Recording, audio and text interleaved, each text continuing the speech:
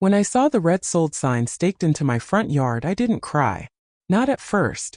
I just stood there in the driveway with my car still running, my mother's funeral program folded in my coat pocket like a soft weapon, and I watched two strangers on my porch measure my windows like they had a right to count what belonged to me. The afternoon sun was bright in that fake, cheerful way it gets after rain. Everything washed clean, everything pretending nothing happened. My hands were still swollen from days of gripping tissue and hugging relatives and holding myself together. My eyes felt grainy like I'd been crying dust instead of tears. One of the strangers, a woman with a clipboard and a ponytail, looked up and smiled like we were neighbors meeting for the first time. "Oh," she said. "Hi. We're just doing a quick measurement for the new owners. We won't be long." New owners. I tasted that phrase like metal. Behind her, a man with a tool belt stepped back, squinting at the trim around my front window. He didn't even glance at me. Just kept marking numbers on a notepad, casual as anything. I should have told them to get off my property. I should have marched up and snatched their tape measure right out of their hands. But grief does something to you. It makes you slow in places you used to be sharp. It makes you doubt your own eyes, like your mind is too tired to process another loss. So I whispered, "New owners." The woman nodded, still smiling. "Yes, ma'am. Closing was Friday. Congratulations. It's a beautiful house." Friday. Friday was the day I was standing beside my mother's casket, listening to the pastor talk about heaven while I stared at my mother's hands. Those strong hands that used to braid my hair and slap flour off an apron and hold mine when life got too heavy. Friday was the day I told myself, just get through today. Just get through today and then you can fall apart. My knees went soft. I reached for the car door to steady myself, and that's when I noticed the realtor's lockbox hanging from my front doorknob like a piece of jewelry on someone else's neck. I didn't remember putting that there. I didn't remember agreeing to sell. My throat worked like it was trying to swallow a stone. Who sold this house? The ponytail woman paused. Her smile thinned. She looked at my face like she was finally seeing I wasn't a happy seller coming home from vacation. "Oh," she said carefully, lowering her clipboard. "I'm sorry. I assumed. Are you Mrs. Carter?" I nodded because I couldn't find my voice. "My name is Alicia Carter." That house, cream siding, crooked mailbox, flowerbed I never kept up with, had been mine for 12 years. It had been mine through scraped knees and Christmas mornings, and the first time my husband and I danced in the kitchen to an old Luther Vandross song on a cheap speaker. The woman's eyes flicked toward the driveway, like she was hoping a man would appear and take over. "Your husband handled the sale," she said softly. "Mr. Carter. He signed everything." My husband. Derek. I didn't move. My body felt like it was stuck between two worlds, the world where my mother was gone, and the world where my home was gone too, and I didn't understand how both could happen in the same week without the sky cracking open. I walked past them up my own steps, my suitcase wheels bumping the porch boards. The key in my hand suddenly felt ridiculous. The lockbox had a code I didn't know. I pressed my palm against the door like maybe it would recognize me anyway. "Ma'am," the woman said behind me. "Do you want me to call Mr. Carter?" I turned slowly, and I could hear my voice shaking, not loud but thin. "Where is he?" She pointed toward the neighborhood like he might be at the store. "He said he'd be back shortly. We were told the house is vacant." Vacant. Like I never lived there. Like my life had already been packed into boxes and hauled away. I took one step off the porch and looked down my street. The maples were still there. The neighbor's dog still barked like it owned the block. Everything looked normal, but nothing was. I pulled my phone out with hands that didn't feel like mine and called Derek. It rang. Once. Twice. Then voicemail. His recorded greeting came on, warm, familiar. The voice that used to say, "Baby, the way honey slides off a spoon." "Hey, you've reached Derek. Leave it and I'll hit you back." I didn't leave a message. I stared at the screen until it dimmed. Then I called again. Voicemail. That's when the first tear finally fell. Not loud, not dramatic. It just slipped down my cheek like my body couldn't hold it back anymore. Because my mother had always told me, "Alicia, the truth always has a sound. You just have to listen for it." And right then the truth sounded like silence. Before all of this, my life wasn't perfect, but it was predictable. I was the kind of woman who made grocery lists and checked them twice. The kind who washed towels on Sundays and kept extra batteries in the junk drawer. I worked as an office manager at a small dental clinic, and I liked the little routines: coffee in a travel mug, the receptionist's gossip, the neat satisfaction of balancing numbers at the end of a week. Derek worked in sales, as he always said. Sometimes it was cars, sometimes it was insurance leads, sometimes it was a new opportunity. He was charming. That was his gift and his curse. People trusted him quickly, and he knew how to talk like he was building a bridge even when he was really building a way out. We didn't have children. Not for lack of trying, just for lack of luck, as the doctors put it with soft voices and sympathetic eyes. That empty space in our marriage was quiet most days, but on certain nights, like when I passed the baby aisle at Target or when my sister sent pictures of my niece's school play, it would ache like an old bruise. We filled that space with other things. Our home. Our plans. Our little jokes that nobody else understood. That house wasn't fancy, but it was ours. I painted the kitchen walls a warm buttery color because my mother said bright kitchens made people stay and talk. Derek built a small wooden bench on the back patio one summer when he was feeling ambitious, and we'd sit out there in the evenings listening to the cicadas, pretending we were the kind of couple that never had to worry about money. But money was always in the room with us even when we didn't name it. Derek liked big ideas. He liked the feeling of being on the edge of something. And if I'm honest, I liked believing him. When he said, "Babe, just trust me," I wanted to be the kind of wife who trusted. I didn't want to be the woman digging through receipts, counting dollars like love could be measured by a bank statement. And for a long time I didn't dig. I told myself that a marriage couldn't survive if you treated it like a courtroom. Then in late spring my mother's health took a sharp turn. It started with small things. Her voice sounding tired on the phone, her laughter shorter, like it didn't have as much breath behind it. Then came the doctor's appointments, the quiet tests, the let's run one more scan. And finally the call that made my chest go hollow. Cancer. Aggressive. Not much time. I remember sitting at my kitchen table after that call, staring at the pattern of the wood grain like it held answers. Derek came in, loosened his tie, kissed the top of my head and said, "We'll handle it." He said it the way men sometimes do, like "we'll handle it" meant "you'll handle it and I'll stand nearby." But I was too tired to argue. My mother was slipping away, and grief was already moving into my body like an unwelcome tenant, rearranging everything. The week I left town for the funeral, Derek was unusually attentive. He packed the trunk. He offered to book my hotel. He told me not to worry about anything at home. "Focus on your family," he said, rubbing my shoulders. "I've got things here." At the time I thought it was kindness. Now, standing in my driveway watching strangers measure my windows, I realized it might have been something else. Because while I was burying my mother, my husband was burying my life. And I hadn't even known to fight for it. The ponytail woman cleared her throat like she didn't know what to do with me anymore. "Ma'am," she said gently, "I'm really sorry. I can step off the porch if—" "No," I heard myself say too quickly. My voice had that brittle politeness I use when I'm trying not to fall apart in public. It's not your fault. I need to get inside my house." I walked back up the steps and tried the knob again, even though I already knew. Locked. I leaned closer like I could smell whether my key had ever belonged there. The door looked the same, white paint, a small scratch near the bottom where Derek once kicked it by accident moving a couch. But the lock was shinier. New.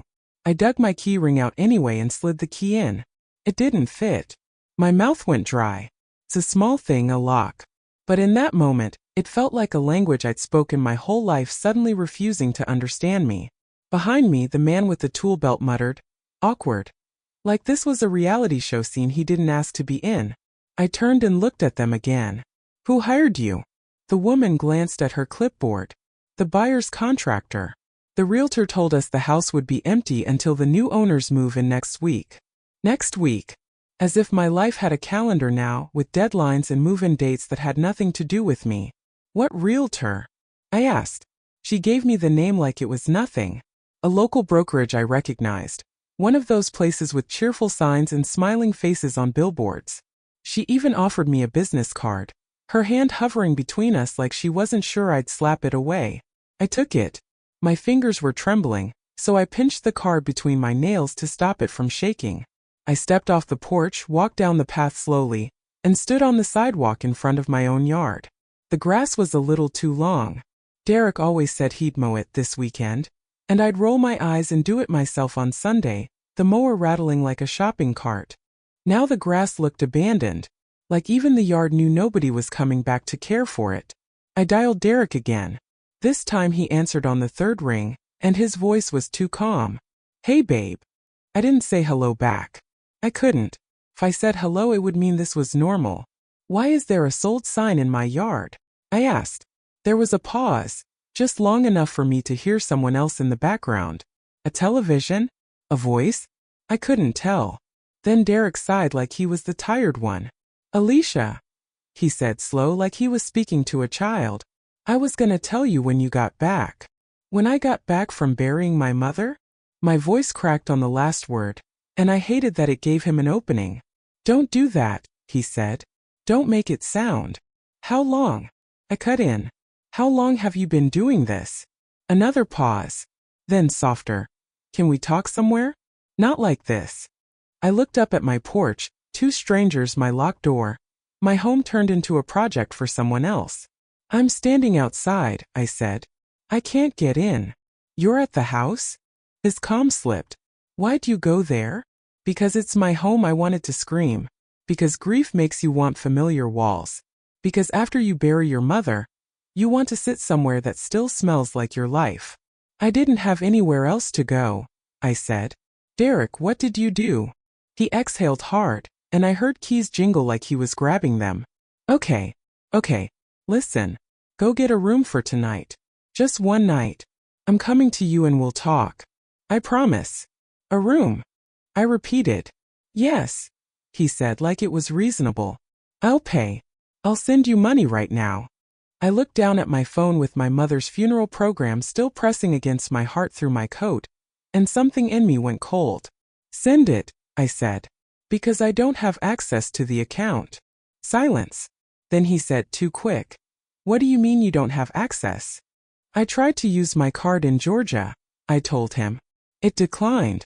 I didn't tell you because I didn't want to deal with it while I was planning my mother's service. I used my credit card. I thought maybe it was just the bank flagging travel." Derek didn't answer. In that quiet I heard the sound my mother used to warn me about, the truth tapping its fingers on the table. "Alicia," he finally said, voice smoothing back out.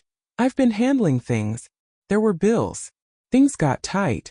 I didn't want to stress you while you were dealing with your mom." I stared at the sold sign. The letters were bold and cheerful, like a child's book. "You didn't want to stress me," I repeated. "So you sold my house." "Our house," he corrected quickly. I almost laughed. Almost. Because it was the first time in months he'd used "our" with conviction. "Where are you?" I asked. "At a buddy's," he said. "Which buddy?" I didn't ask. I knew the game. Derek's life was full of buddies and opportunities, and vague places that weren't mine to question unless I wanted to be labeled controlling. "Send me the money," I said again. "Then meet me. Tonight." "Okay," he said. "Text me where you are." He hung up before I could say anything else. I stood there for another minute, just breathing, watching the strangers finish their measurements. When they walked past me, the man avoided my eyes. The woman touched my arm lightly. "I'm sorry," she said again, like that could stitch up what was tearing. I nodded, but my body felt numb, like my grief had turned into a shell. I walked to my car, and when I opened the door, the smell of funeral lilies hit me. Flowers had been in the sanctuary, in the hearse, in my aunt's arms. The scent clung to my clothes like a memory that wouldn't leave. I didn't go far. I drove to a modest hotel off the highway, the kind with beige walls and a lobby that smelled like lemon cleaner. I paid with my credit card because Derek still hadn't sent anything. In the room, I set my suitcase down and stared at the bedspread. One of those patterned covers that tries to hide stains by being too busy. I called my sister, Renee, and as soon as she answered, my voice finally broke. "Run," I said, and then I couldn't get the words out. "What's wrong?" she asked immediately, her tone sharpening. "Alicia, what happened?" "My house," I whispered. "Derek sold the house." There was a beat, and then, "What do you mean he sold it?" "Like listed it." "It's sold," I said. "There's a sign." Contractors were on my porch. I can't even get inside. Renee started saying my name over and over like she was trying to pull me back into my body. No, that doesn't make sense. He can't just, are you on the deed? The question hit me like a slap, because that was the thing I never liked to admit. When we bought the house, Derek insisted we put it in his name only. He said my credit score was holding us back. An old medical bill from my 20s, one missed payment, a whole story I was ashamed of. He made it sound like a practical choice. Once we refinance, we'll add you, he'd said, kissing my forehead. It's just paperwork, babe. And I believed him, because I wanted to believe him. I don't know, I told Renee, my voice small. I think it's in his name. Renee's silence was different. Heavy. Judgment mixed with concern. Oh, Alicia, she murmured. Oh, sis. I know, I said quickly, defensive and embarrassed all at once. I know. Please don't. I can't. I'm not judging you, she said, softer now. I'm mad for you. Where are you? At a hotel, I said. Derek's meeting me tonight. Do not meet him alone, Renee said instantly. Call me on speaker. Or I'll drive up there. I can handle this, I said, but my voice didn't sound convincing even to me. After I hung up, I sat on the edge of the bed and finally noticed my hands. My nails were chipped from the funeral. My knuckles looked dry and tired. There was a faint purple bruise on my wrist from where my aunt had clutched me too hard when the casket lowered. All that love, all that grief. And Derek had chosen that week, of all weeks, to move like a thief. My phone buzzed. A transfer notification. Derek had sent $250. $250 like it was hush money. Like it was enough to cover a night in a hotel, and by my silence along with the key I no longer had. My stomach turned. A few minutes later he texted, I'm on my way. Please don't make a scene. I stared at that last line. Please don't make a scene. As if I was the problem. As if the scene wasn't already made, right there on my lawn. I showered not because I felt clean but because I needed the hot water to remind me I was still a person with skin and breath. I put on leggings and a plain black sweater, the kind of outfit that doesn't ask for attention. I brushed my hair until my arms hurt. Then I sat in the chair by the window and waited. When I heard the knock, my chest tightened so hard it felt like my ribs might crack. I opened the door. Derek stood there with his hands in his pockets, wearing the same calm face he used at family gatherings when my uncles drank too much and started talking politics. Half smile, steady eyes like nothing could touch him. Alicia, he said, stepping forward as if he could hug me out of this. Babe, I'm sorry. I didn't step back, but I didn't step toward him either. Where's the money? I asked. His smile faded. We need to talk, he said, glancing past me into the room. Can I come in? I held the door open, but my voice was flat. You can stand right there and talk. A flash of irritation crossed his face, quick like a stain trying to hide. Then he nodded slowly. Okay, he said. Okay. I get it. He looked down at his shoes like he was choosing his words carefully, and when he lifted his eyes, they were already dressed in practiced sincerity. I did it for us, he said. The market was hot. We had equity. And honestly, we were drowning. I just didn't want you to carry that on top of your mom. I stared at him for a long moment, letting his words settle. Then I asked the question that mattered. If you sold it for us, I said quietly, why can't you show me where the money is? Derek's jaw tightened. And in that tiny shift, in the way his eyes slid away from mine, I felt it. Not just that he'd done something wrong, but that he'd already decided I wasn't entitled to the truth.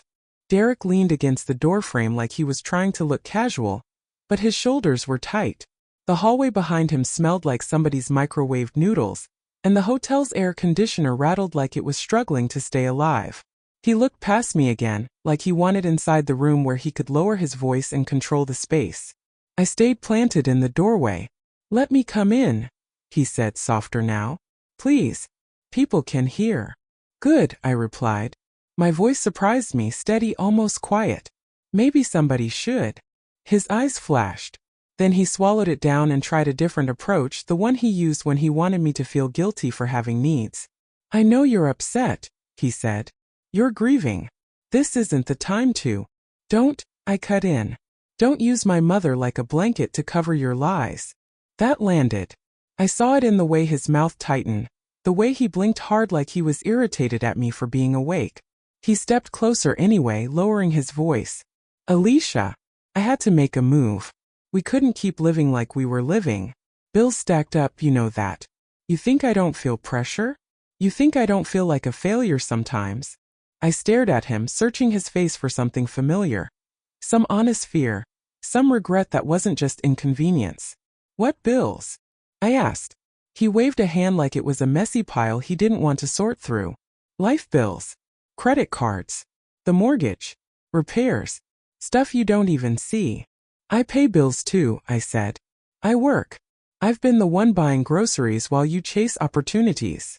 What bills could be so bad you needed to sell our home behind my back? He sighed, long and theatrical. Because you would have said no. Exactly, I said. That made him go still. For a second the mask slipped. Not fully, but enough for me to glimpse the truth underneath.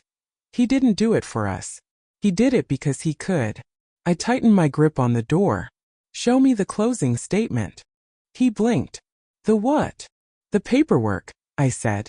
The documents. The amount. Where it went. If you sold the house, there's a trail a mile long. Show it to me. I don't have it on me, he said quickly. You have a phone in your pocket, I replied. Email.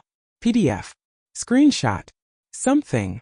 Derek's hand drifted toward his pocket and then stopped, like his own body knew he shouldn't touch the evidence in front of me. Babe, he said, voice turning syrupy again.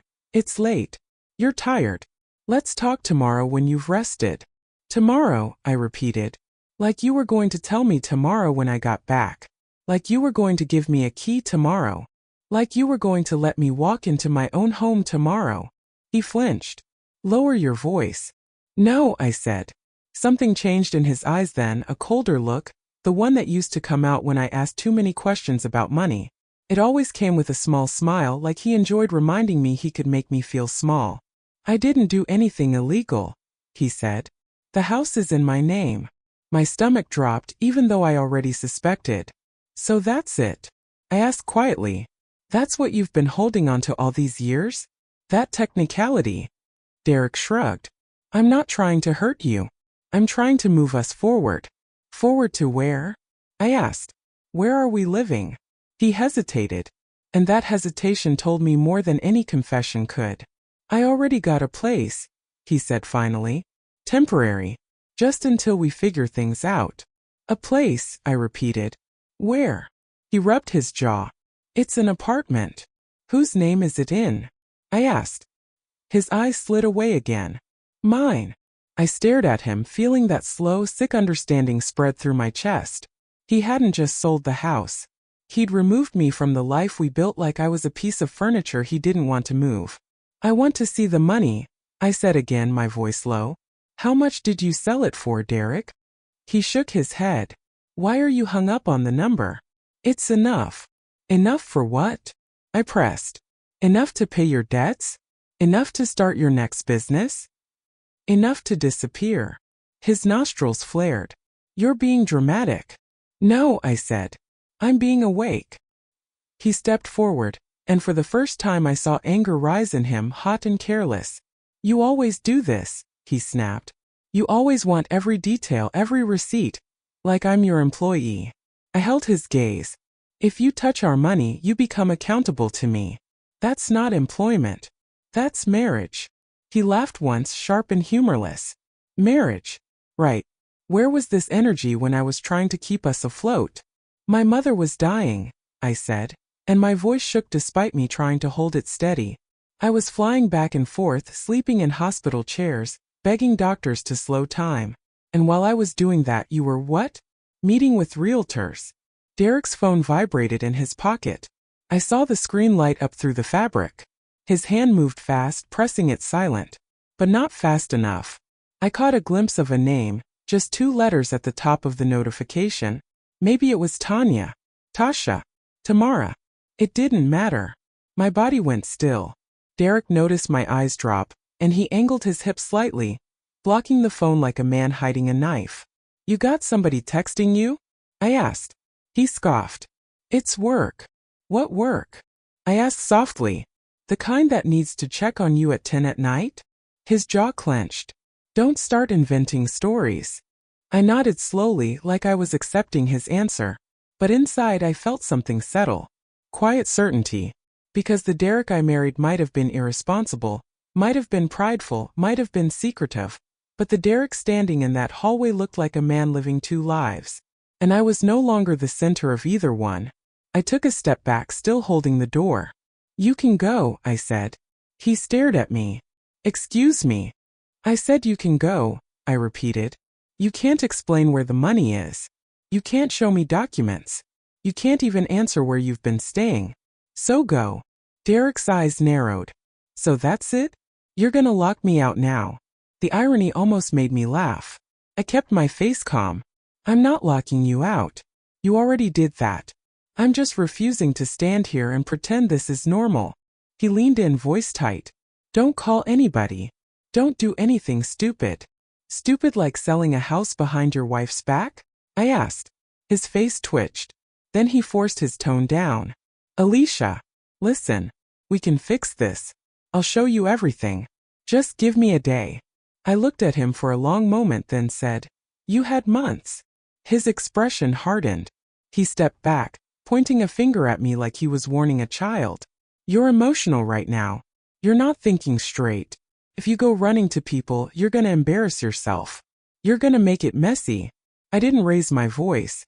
It's already messy. He stared at me, then turned and walked down the hallway without another word. I closed the door slowly, slid the chain lock into place, and stood there with my forehead against the wood. For a moment I let myself feel everything. My mother's absence, the hollow space of my home, the sick twist of suspicion that there was another woman somewhere reading messages from my husband while I was grieving. Then I pulled away. Because grief can make you soft, but betrayal can make you clear. I called Renee back immediately. I'm putting you on speaker, I told her. What happened? She asked, breathless. He won't show me anything, I said. And I think he has somebody else. Renee didn't sound surprised, just furious. Okay, listen to me. You need facts, not feelings. Facts. My eyes burned. I don't even know where to start. Yes, you do, she said. We start with the house. We start with paperwork. We start with the county records. You can look up the deed transfer online. You can find out the closing date, the buyer, the title company, everything. I swallowed. Tonight, Renee said. Because he's counting on you being too heartbroken to move. I sat at the little hotel desk, the lamp casting a tired yellow circle of light. My mother's funeral program lay beside my phone like a reminder of what real love looked like. Showing up, being honest, holding people when it hurts. I opened my laptop and typed in our county's public records website, my fingers moving with a strange, calm urgency. Street address. Search. A spinning wheel. Then lines of text that felt like they weren't meant for me. Like I was reading about someone else's life. But it was my address. My home. And there it was. A recorded document number, a transfer date Friday, and the name of a title company I didn't recognize. I clicked deeper, my heartbeat loud in my ears. And then I saw it. A scan page with signatures. One line said, Grantor, Derek Carter. Another line beneath it in black ink said, Spouse, Alicia Carter. My name. My full name. Signed. Except it wasn't my handwriting. My breath caught like my body didn't know whether to scream or faint. Because the house might have been in Derek's name. But my signature was there anyway. And it was a lie. For a long moment, I just stared at that scan page like it could blink and change into something else. My name sat there in ink. Alicia Carter, curved and confident, like the hand that signed it had all the time in the world and none of my hesitation. But I know my own signature the way you know your own laugh. Mine leans slightly to the right. The A starts sharp, then softens. And I always make a little loop in the C of Carter because my 10th grade teacher once told me it made my handwriting look grown. This signature didn't have my loops. It didn't have my hesitation either. It looked like someone had practiced it. I put my fingers against the screen like I could feel the lie through the glass. The hotel room was too quiet, except for the air conditioner kicking on and off like a tired sigh. Renee was still on the phone. Alicia, she said. What are you looking at? My signature is on it, I whispered. A beat of silence, then Renee's voice sharpened like a knife. What do you mean your signature? I mean my name is there, I said, and my mouth felt numb as I spoke. And I didn't sign it. Renee inhaled hard. Okay, don't panic. Take screenshots. Download it. Email it to yourself. To me too. I did what she said, my fingers moving with a strange obedience, like part of me had detached and become pure survival. Screenshot. Save. Email. The little sent notification popped up, and I realized my hands were shaking so badly, I had to press my elbows into the desk to steady myself. This is forgery, Renee said, low and furious. That's criminal. I swallowed. The word criminal didn't feel real. Derek was the man who used to remind me to lock the car door at gas stations. The man who held my hand through scary movies and pretended not to be scared. The man who kissed my forehead when my mother got sick and said, "We'll handle it." And now my name was on a document I'd never seen. I don't understand how he could. My voice trailed off because the answer was sitting right there in black ink. He did, Renee said. Listen to me. Tomorrow morning you call the title company. You tell them you did not sign. You ask for the notary information. And you find out exactly how much money changed hands. The money. Even with the shock still running through me, that part of my brain stayed sharp. Because people don't do this for nothing. They don't risk a signature unless there's something to gain. I'm scared, I admitted quietly. I know, Renee said, and her voice softened. But you're not helpless. You're just hurt. There's a difference. I nodded even though she couldn't see me. After I hung up, I sat there a long time, staring at the funeral program beside my laptop. My mother's face was printed on the front, smiling in a way that made your chest ache because you knew that smile had held you together at your weakest. I thought about something she used to say whenever someone wronged her. Baby, she'd tell me, don't let shock turn into silence. Silence is how people get away with things. I wiped my cheeks. I didn't even remember tears falling, but they had. Quiet, steady, like my body was leaking pain. I went to bed with my phone on the pillow beside me like a guard dog. And at 6:42 a.m. it buzzed again. A text from Derek. Morning. We need to talk like adults. Stop involving your sister. I read it twice. Like adults. As if adults forged signatures. As if adults sold homes while their wives buried their mothers. I didn't reply. I got dressed slowly, jeans, a plain blouse, hair pulled back tight. I wanted my face to look like business, even though inside I felt like I was still standing at my mother's graveside. In the hotel bathroom mirror, my eyes looked different. Not just puffy. Older. Like something had been stripped away. I packed my suitcase, checked out, and sat in my car with the engine off, breathing. Then I called the title company number listed on the document. A receptionist answered with a bright voice, the kind people use when their day hasn't been split open yet. Good morning, thank you for calling. How can I direct your call? My name is Alicia Carter, I said, keeping my voice controlled. I need to speak to someone about a closing that happened Friday at my address. There was a pause, keys clicking. One moment. Hold music started. Something soft and jazzy that felt insulting in its calm. When a woman finally came on, her voice was professional, warm. This is Denise. How can I help you?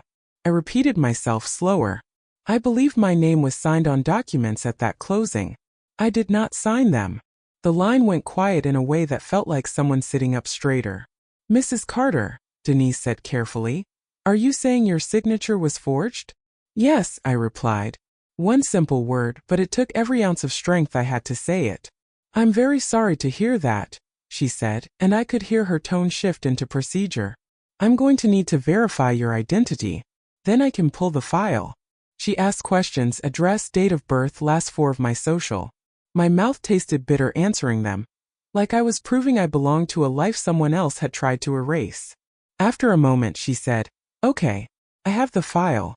The closing was conducted with a notary present. Who? I asked. She gave me a name. I wrote it down. Can you tell me how my signature was notarized? I said. If I was out of state at my mother's funeral? Another pause. I can't discuss every detail over the phone, she said. But I can tell you the notary documented an ID check. My stomach clenched. An ID check, I repeated. So someone had my identification. Or at least someone had something close enough. I thought about my purse. My wallet. The small moments I'd left things on the kitchen counter while Derek cleaned up. The way he always offered to run errands, post office, bank deposit, grocery pickup, like he was being helpful. Denise, I said, I need a full copy of the closing package. Everything. The settlement statement, wire instructions, all signatures, all notary logs. There was a beat, then she said, we can provide copies to parties of record. You are listed, so yes, though we may need a written request and ID. Tell me where the proceeds went, I said. I can tell you the proceeds were wired, she replied, per the instructions provided. To what account? I pressed. She hesitated. I'm not authorized to give out bank account details over the phone, but the wiring instructions are in the file. Once you submit the request, we can release the documents. I closed my eyes. My chest felt tight, but there was clarity too, like the fog had thinned. Okay, I said. I'll submit it today.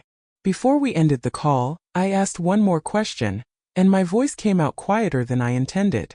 Denise, if my signature was forged, what happens? Denise's voice softened, but it stayed professional. If there's a verified forgery, you should file a police report and contact an attorney. We will cooperate with any investigation. But I can't advise you legally. I thanked her and hung up. My hands were cold on the steering wheel. A police report. An attorney. 12 years of marriage reduced to file numbers and procedures. I sat there a moment, then called my bank next.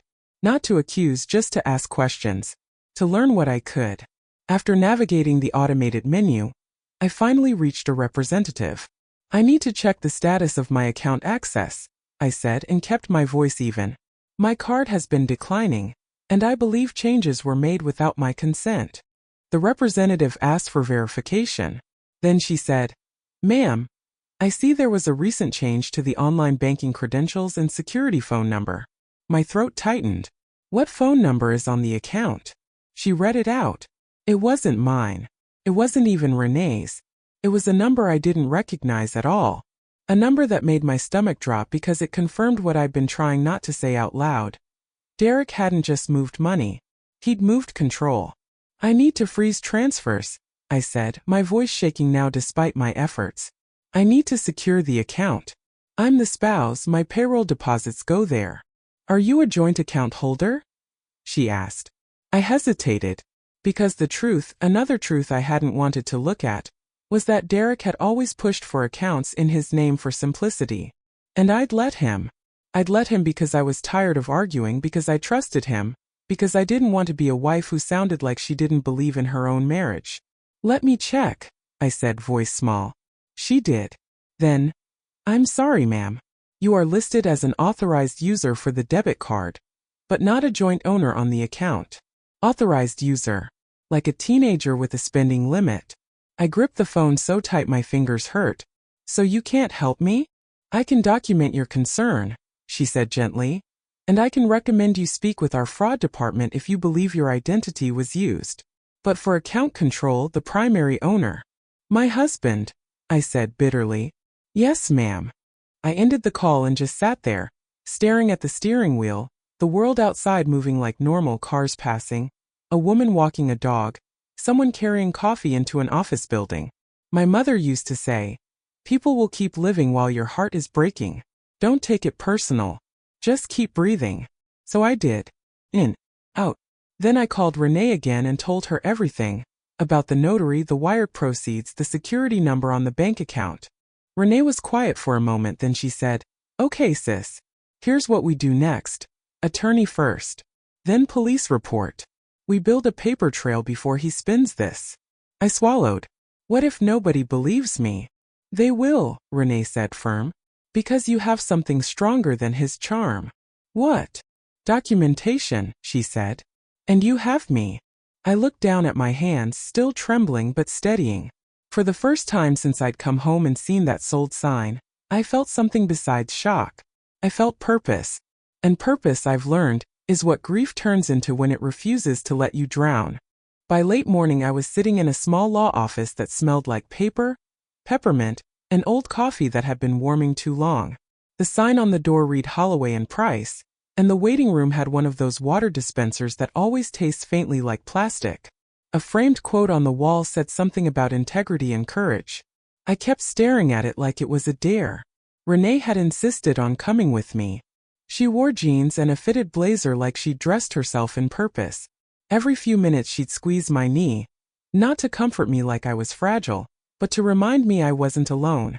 When the attorney finally called us back, she didn't look like the television version of a lawyer. No sharp suit, no dramatic heels clicking down the hall. Miss Holloway was a black woman in her late 40s, hair pulled back neatly, glasses low on her nose. She had the calm face of someone who'd seen a lot of people fall apart in her office and learned how to help without flinching. She motioned for me to sit and said, "Tell me everything. Start from the moment you found out." So I did. I told her about the funeral, the sold sign, the contractors measuring my windows, the new locks, Derek's voice on the phone, too calm, too prepared. I told her about the county record and the forged signature. When I finished, she didn't gasp or widen her eyes. She just nodded slowly, like she was lining up facts in her mind. "First," she said, "I'm sorry about your mother, and I'm sorry you're dealing with this during grief. But I'm glad you came quickly." I swallowed. Can he really do this? Miss Holloway folded her hands on the desk.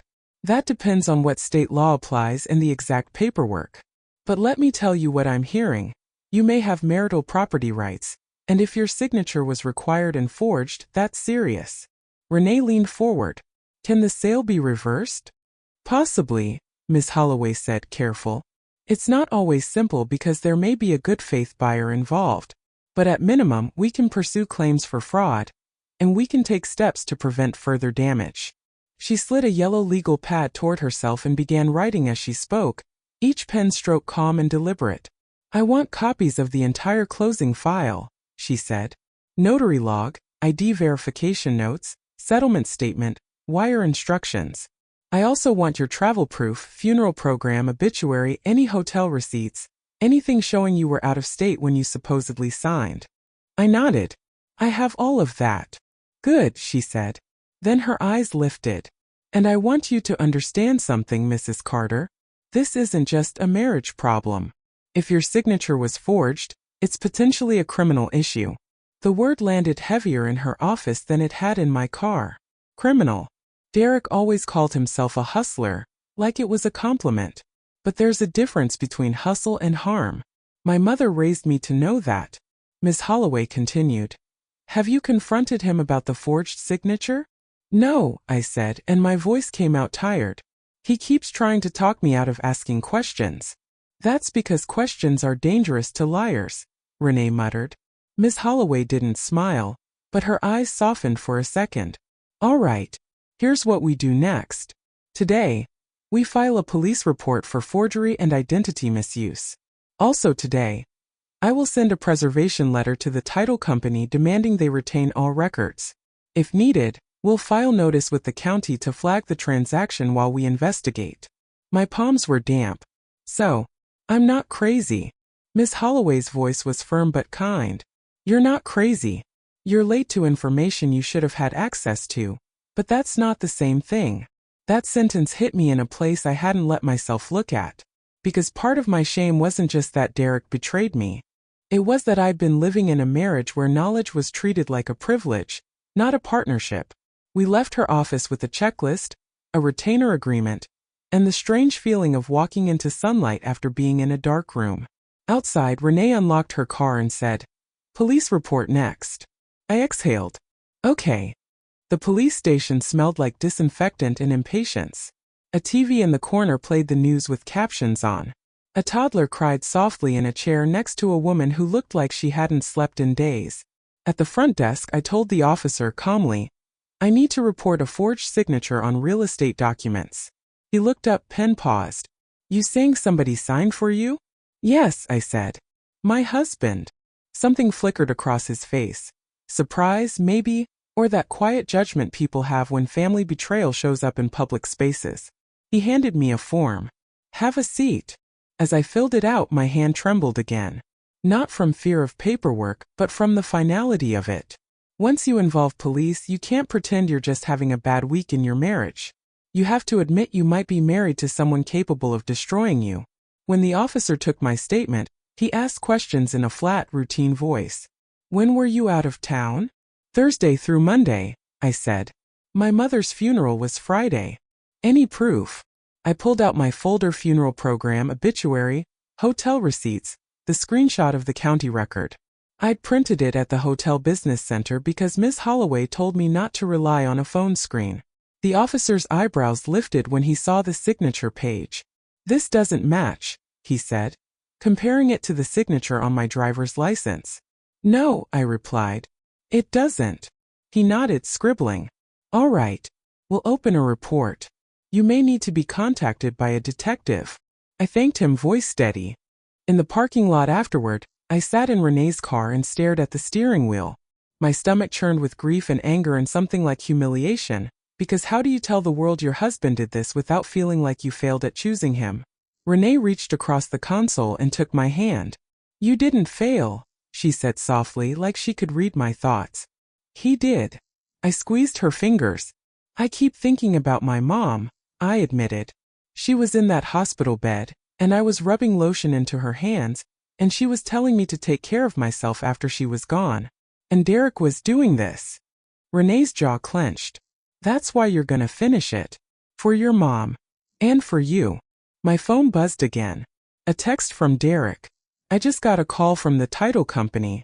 Why are you stirring up trouble? My mouth went dry. So he knew. That quickly. I didn't answer. Another text came immediately after. We can handle this privately. Don't embarrass us. That word again, like he could still wrap himself in the idea of marriage whenever it served him. Renee glanced at my screen. He's scared. I swallowed. Or he's angry. Both, she said. And that means you're finally standing where he can't push you back with charm. I stared out at the street, the day moving like nothing had changed. People buying lunch. Cars turning at red lights. A normal world that didn't know my home had been sold out from under me. Then my phone buzzed with something else. A notification from my email. The title company had responded to Ms. Holloway's request. There was an attachment. Closingpackage.pdf. My heart hammered. I opened it with trembling fingers, scrolling past pages of numbers and signatures until I reached the settlement statement. Sale price. Fees. Net proceeds. And then, the line I was looking for. Wire transfer.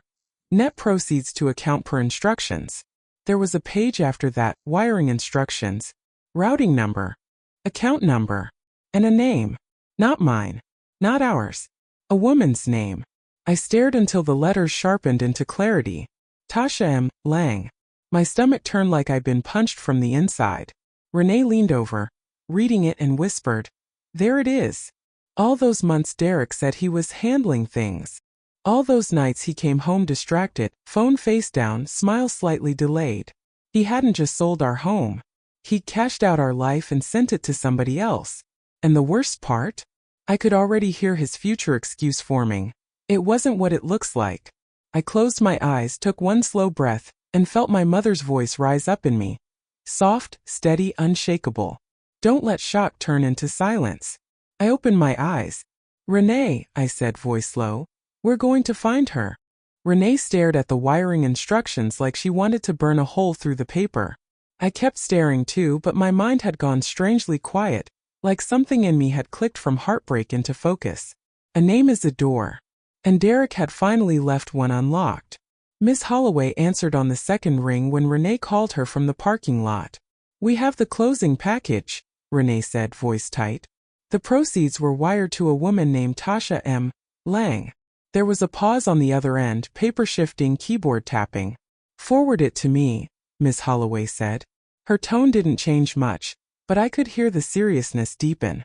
And do not contact her directly. Not yet. I opened my mouth to argue, but Renee beat me to it. We weren't going to, she said quickly, even though she just watched me say we're going to find her like it was a promise. Miss Holloway continued. Here's what happens next. I can issue a demand letter, and depending on the response we may pursue emergency relief. The fact that proceeds went to a third party is significant. But we need to be strategic. Strategic. That word was new to me in the context of my own marriage. I'd spent years being patient, understanding, flexible. Words women are praised for right up until they're used against us. Now I had to be strategic. Okay, I said, forcing steadiness into my voice. What do you need from me? Everything you have, she replied. Text messages, emails, bank notifications, any record of you being out of state on Friday. And I want you to think, did Derek ever have access to your ID? Copies of your driver's license? Your passport? My stomach tightened. Yes, I admitted. He used to keep our important documents in a file cabinet.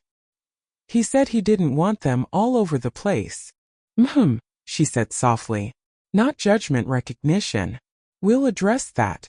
For now, send me the file. And Alicia, if he contacts you, keep it in writing. Do not meet him alone. When the call ended, I stared at my phone a second longer than necessary. I kept thinking about Derek's text. Why are you stirring up trouble? As if my life was a pot and he was mad I'd finally lifted the lid.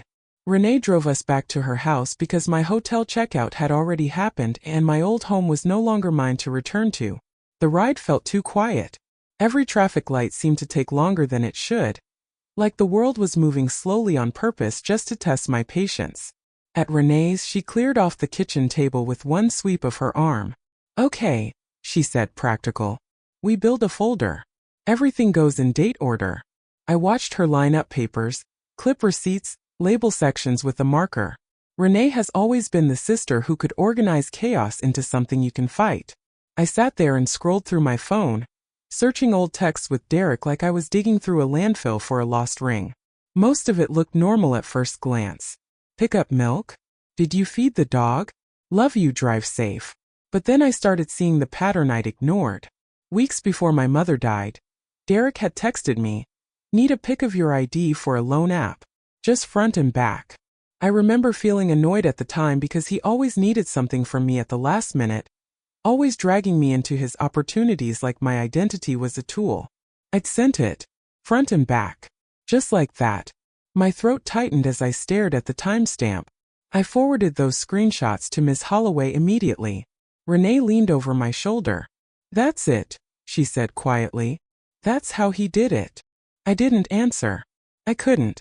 Because the shame rose up again, hot and bitter.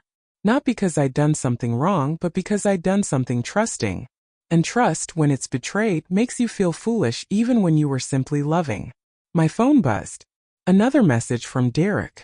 You're making a big mistake. Tasha has nothing to do with this. Renee let out a sound like a laugh and a growl at the same time. He's already lying and we haven't even said her name to him. My skin prickled. How does he know we know her name? Renee's eyes narrowed. Either he saw the documents, or the title company tipped him off. I remembered Denise's careful professionalism and felt my stomach drop. Ms. Holloway had said, we'll send a preservation letter. She hadn't said they'll keep their mouths shut. A knock sounded at Renee's front door, sharp and quick. Both of us froze. Renee moved first, peeking through the window. It's him, she mouthed. My heart lurched into my throat so fast it hurt. Derek stood on the porch with his hands on his hips like he lived there. Like he had any right to show up where my sister and I were trying to stitch together my life. Renee opened the door just enough to block him with her body. What do you want, Derek?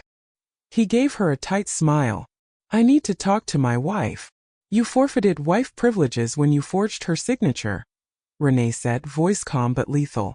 Derek's expression shifted, just a flicker. Surprise that she said it out loud. Anger that she said it first. He looked past her into the house. Alicia. I stepped into the hallway so he could see me, but I stayed several feet back. My palms were sweating, and I hated that my body still reacted to him like he had power. What are you doing here? I asked. Derek's eyes latched onto mine, and I saw him choose his tone soft, concerned, like he was the wounded party. Baby, you don't understand what you're doing, he said. You're letting people get in your head. Renee doesn't like me. This isn't about Renee, I interrupted. My voice sounded steadier than I felt. This is about you selling the house and wiring the money to Tasha Lang. The porch went very still. Even the air felt like it paused. Derek blinked once. Twice. Then he laughed. A short, forced sound. What? Where are you getting that? The closing documents, I said. The ones you thought I'd never see. His jaw tightened. Okay, he said slowly, dropping the fake warmth. Okay, so you got paperwork. But you don't know the whole story. Then tell it, I said. He looked at Renee like she was a fly he wanted to swat. Not with her listening. Renee didn't move. Say it right here. You like secrets so much. Let's see you say the truth out loud. Derek's nostrils flared. She's helping me. That's all. Helping you. Like that explained why my home was gone. Helping you do what? I asked. He lifted his hands in that exasperated way men do when they want to make you feel unreasonable. She's holding money for me temporarily. Because you were emotional. Because I knew you'd freeze up and do something rash. I stared at him. You mean like calling the police about forgery? His face hardened. Don't do that. The words weren't a request anymore. They were a warning. Renee's voice stayed calm. You should leave. Derek ignored her, eyes locked on me now. Alicia, listen to me. If you go the legal route, it's gonna get ugly. It's gonna cost money you don't have. And at the end of the day... He paused, letting the sentence hang like a threat he didn't want to fully speak. At the end of the day what? I asked quietly. His mouth twisted. At the end of the day you're gonna lose.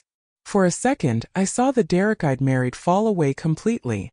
This Derek wasn't charming. He wasn't stressed.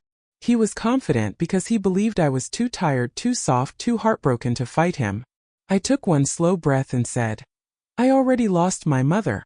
I'm not afraid of losing you. That hit him. I saw it in his eyes, shock then rage. He stepped forward like he might push past Renee, but Renee didn't budge. She stood there solid as a wall. Derek's voice dropped tight and sharp. You're being stupid. I didn't raise my voice. Get off my sister's porch. He stared at me, breathing hard. Then he backed down the steps with a bitter laugh. As he reached the sidewalk, he turned back and said, You think you're gonna take me down? Go ahead. Try. Then he walked to his car and drove off fast enough that his tires spit gravel. The house fell quiet again. But my body was buzzing like I'd been plugged into an outlet. Renee closed the door slowly and leaned back against it. Okay, she said, exhaling. Now we know two things. What? I whispered. He's scared, she said. And he's still lying. My phone buzzed again, this time an email from Miss Holloway. Subject. Next steps plus do not engage. My chest tightened as I opened it. Because I could feel it now, this wasn't just going to be a marriage ending. This was going to be a reckoning. Miss Holloway's email was short, firm, and written like a woman who didn't waste words on panic. Do not respond to Derek. Do not meet him alone. Forward all contact to my office. We are filing today. Reading it didn't make me feel instantly better, but it did something else. It gave my fear edges. It turned it from a fog into a shape I could name. Renee made me eat a piece of toast even though it tasted like cardboard in my mouth. The kitchen smelled like burnt butter because she forgot it under the broiler, and the smoke alarm chirped once, stubborn and offended, before she waved a dish towel under it. Normal things kept happening around the worst week of my life. That afternoon, Miss Holloway had us come back in. Her office felt warmer than before, like the heat had been turned up. Or maybe it was just that my body was finally noticing how tired it was. She slid a stack of documents across the desk. This, she said, tapping the top page, is a petition alleging fraud and forgery. This, she tapped another, is a request to file a notice with the county to put the world on alert that the sale is being challenged. Renee glanced over. So if the buyers try to do anything, they'll see it, Miss Holloway finished. It complicates their title. It forces attention. I stared at the papers, the black ink looking too official to belong to my private pain. But what about the new owners? I asked quietly. I don't want to ruin somebody else's life. Miss Holloway met my eyes. You didn't. Derek did. But we still handle it with care. Her calmness steadied me. Then she said, Now, the title company says there was an ID check. You sent Derek photos of your ID for a loan app. That matters. And Derek showing up at your sister's house. Do you feel unsafe? I hesitated. Unsafe was a big word. A word I didn't want to own. But then I remembered the way he said, at the end of the day you're gonna lose. Not shouting. Not raging. Just confident. Yes, I admitted. Not like he's going to hit me, but like he's going to corner me. Control me. Miss Holloway nodded. That's enough for us to request protective measures if needed. She had me sign affidavits. Each signature felt like reclaiming my own name. After we left her office, she told us the next step was retrieving my personal belongings, legally and calmly. Before the new owners moved in and before Derek had the chance to misplace what I cared about most. I hadn't even let myself think about my things. My mother's quilt in the hallway closet. The photo albums. The small gold necklace she gave me when I turned 16, thin chain tiny cross, that I wore to her funeral and then took off at night so it wouldn't break. My stomach turned. Can we go today? I asked Renee in the car, my voice suddenly urgent. Renee nodded. We're going. Miss Holloway advised we request a civil standby, an officer present, because the property was in dispute and Derek had already changed the locks. So we did. At the station, a young officer met us in the parking lot, hand resting near his belt, face polite but cautious. He drove behind us as we headed to my old street. When we turned the corner and I saw the house again, my chest tightened. The sold sign was still there, bright and proud, like it was celebrating.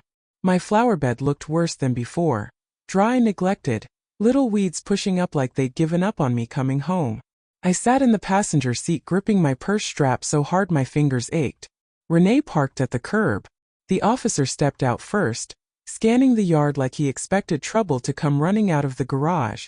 The front door had a new deadbolt and now a keypad. A keypad. My home had become a code. Renee rang the bell. Nothing. She knocked hard. After a moment, the door opened just a crack. A woman stood there. Not the ponytail contractor. This woman was younger, late 20s, maybe early 30s, with long straight hair and a sweatshirt that hung off one shoulder like she didn't care how she looked. Her eyes flicked over Renee, then landed on me.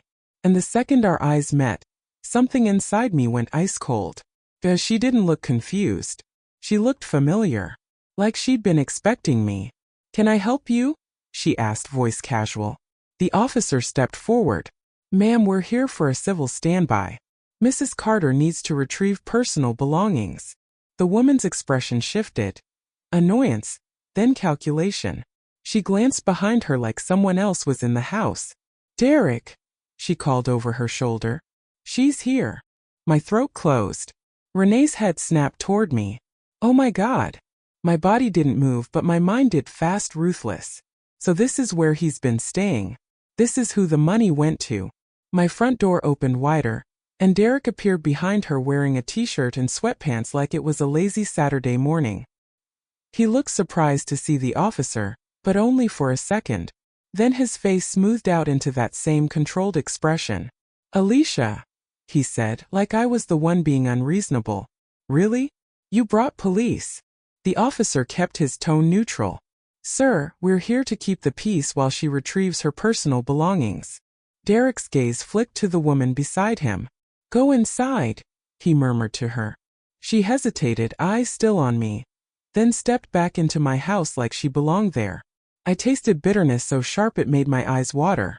Renee spoke first, voice steady. You got her living in her house, Derek? Derek's jaw tightened.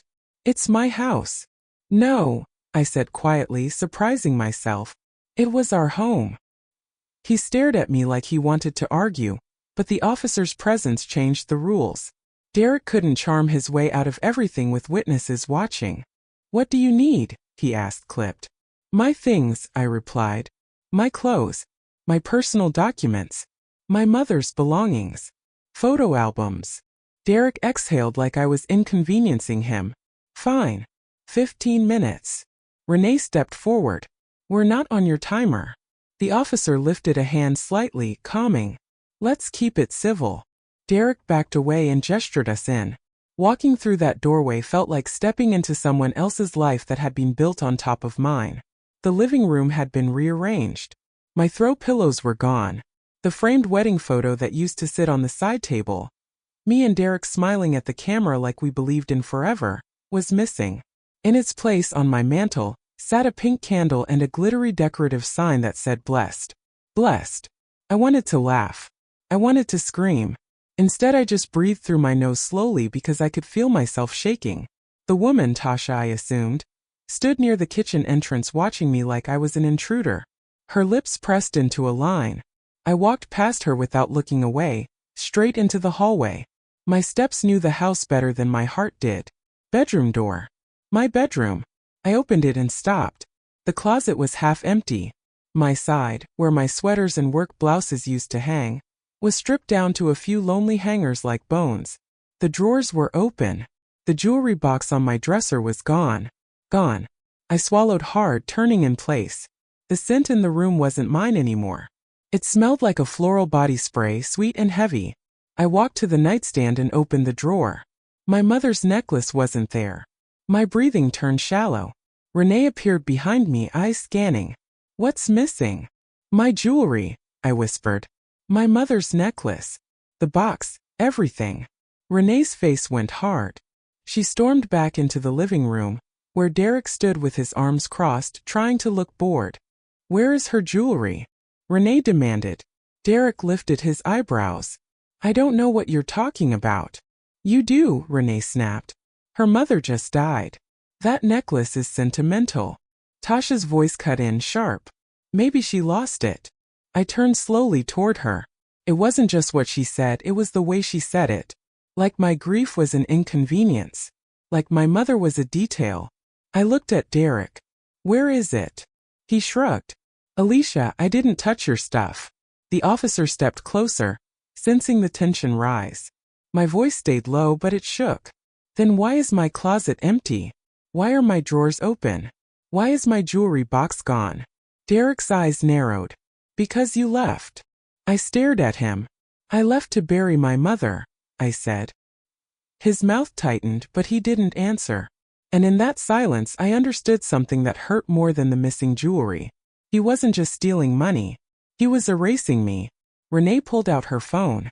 "I'm taking pictures of everything," she said, voice icy. "And I'm sending them to Miss Holloway." The officer nodded. "That's fine." Derek shifted, agitation leaking through his calm.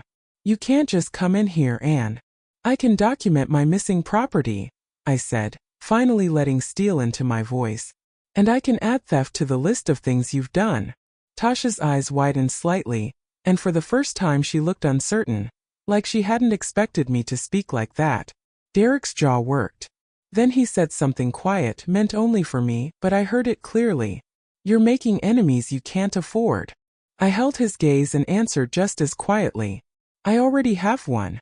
I married him." The officer cleared his throat, a small sound that pulled the moment back from the edge. "Ma'am," he said to me gently, "I understand you're upset, but for today the goal is to retrieve what you can peacefully." Peacefully. I nodded once, even though the word felt out of place inside my mouth. There was nothing peaceful about walking through my own home and realizing someone else had been sleeping in my bed, lighting candles on my mantel, and touching the things that held my mother's memory. But I turned back toward the bedroom and forced my legs to move.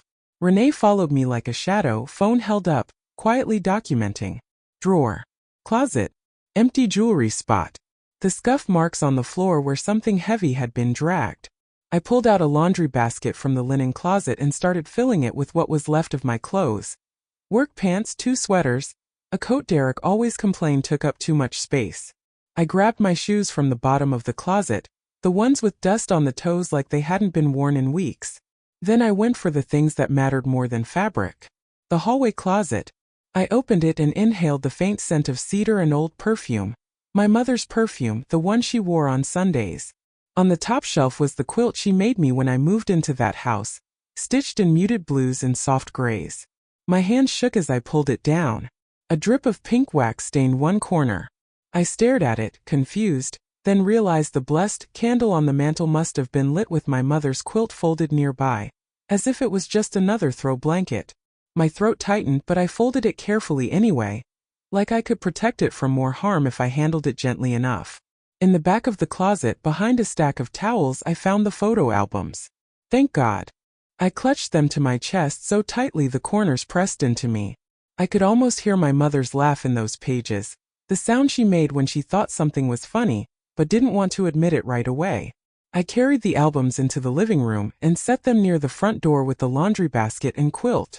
Tasha watched me the whole time, arms folded, mouth tight like she was chewing on something she didn't want to swallow.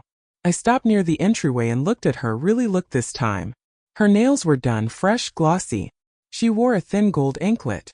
There was a mark on her neck that could have been a beauty mark, or something else. I didn't ask. I didn't want to give her the satisfaction of seeing me unravel. Instead, I asked the question that mattered. Do you know who I am? I said softly. Tasha blinked like she hadn't expected to be addressed calmly. You're Derek's wife, she said, but her tone wobbled on the last word, like she wasn't sure if she was saying it correctly. Yes, I replied. I am. Derek shifted behind her, irritation flickering. Alicia, don't do this. I ignored him. My eyes stayed on her. And did Derek tell you he sold my house while I was burying my mother? Tasha's gaze flicked to Derek fast, like she was checking his face for permission. He told me y'all were separated, she said. He told me you moved out. I nodded slowly. Of course he did. A liar doesn't just steal money, he steals narratives. He decides who's sane, who's bitter, who's difficult. And then he spreads it like butter so people won't question the taste. Renee's voice came from behind me, calm and sharp. He also forged her signature. Tasha's face changed. Her eyebrows lifted. Her mouth opened slightly. What? She whispered. Derek snapped. Renee, shut up. But once a truth is spoken out loud, it doesn't go back into hiding easily. Tasha looked at me again, and for the first time I saw something in her expression that wasn't hostility. It was fear. Not fear of me. Fear of what she'd attached herself to. You wired the house money to her account, Renee added, and I wished she hadn't. Not because it wasn't true, but because I saw the way Tasha flinched like she'd just been dragged on stage in a play she didn't audition for. Derek stepped forward, voice low and dangerous. Time, he said. You got what you came for. Get out. The officer raised a hand. Sir, keep your distance. Derek's lips pressed together. He took a step back, but his eyes stayed locked on mine like he wanted to burn a hole through me with them. I turned and walked back to the bedroom one last time, scanning quickly. Nightstand. Under the bed. Top drawer. Nothing. No jewelry box. No necklace. No little velvet pouch where I kept my mother's ring. I returned to the living room with my empty hands. I'm missing jewelry, I said to the officer, voice steady even though my chest hurt. Sentimental pieces. Some belong to my mother. The officer nodded. You can file a theft report. Today's standby is only to keep things calm while you retrieve property. Derek let out a small laugh like a scoff. She can file whatever she wants. I looked at him. I will. He shrugged like he didn't care, but the muscle in his jaw jumped. Renee and I carried the laundry basket and my mother's quilt to the car, then went back for the albums. My arms were full, but my heart felt empty in a specific aching way. The way it feels when you realize something precious has been handled without permission. Before we left, I turned back and took one last look at my living room. The room I painted buttery yellow because my mother said bright kitchens and warm rooms made people stay and talk. Now it looked like somebody else's idea of comfort. Tasha stood near the doorway, half hidden behind Derek, staring at the stack of albums in my arms like she could see the life inside them. And for the first time I understood something that surprised me. This wasn't just a story about a husband who betrayed his wife. It was a story about how one man's lies could infect a whole room. Make a home feel like a crime scene, make strangers feel like enemies, make love feel like foolishness. As Renee backed the car out, my hands started trembling so hard I had to set the albums in my lap and press my palms flat on top of them. The shaking turned into silent sobs before I could stop it. Renee didn't speak right away. She just drove, one hand on the wheel, the other reaching over to squeeze my knee. I feel stupid, I whispered finally. Renee's eyes stayed on the road. Don't. I gave him my ID, I said, the words tasting like shame. I trusted him with my name. Renee sighed soft. Trust is not stupidity, Alicia. Trust is what you're supposed to be able to do in a marriage. I leaned my forehead against the window. The glass was cool. Outside, the day was bright and ordinary, People picking up groceries, kids riding bikes. Like the world didn't know my whole life had been transferred and wired away. My phone buzzed. A message from Derek. You're not taking anything else. Don't come back. I stared at it and felt something in me settle. Not sadness. Decision. I didn't respond. I forwarded it to Miss Holloway, just like she instructed. Then another notification came in, this time from Facebook. A tag. My stomach tightened as I opened it. Derek had posted a photo of himself, smiling slightly, sitting in what looked like my old living room, captioned, "Some people will do anything when they don't get their way. Pray for peace." Comments were already underneath. Little heart emojis. "Stay strong, bro. People be crazy. Praying for you." I stared at the screen until it blurred. He wasn't just stealing money. He was trying to steal my credibility. Renee glanced over at my face and said, "He's controlling the story." I swallowed hard. Not anymore. When we got back to her house, I sat at her kitchen table and started making calls again. Non-stop, like breathing. Police report for theft of personal property. Fraud department for identity misuse. A request to the DMV for records and alerts. Miss Holloway's office to confirm filings. I made a list of what was missing down to the smallest detail. The jewelry box, the necklace, my mother's ring, a pair of earrings with tiny pearls. Each item I wrote felt like a small act of refusing erasure. That evening my phone rang from a number I recognized but hadn't expected. Derek's mother. My stomach sank. I let it ring once more, then answered.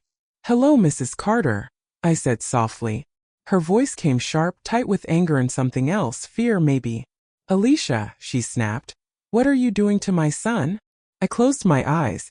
Even now, even after everything, the story was already twisting in someone else's mouth.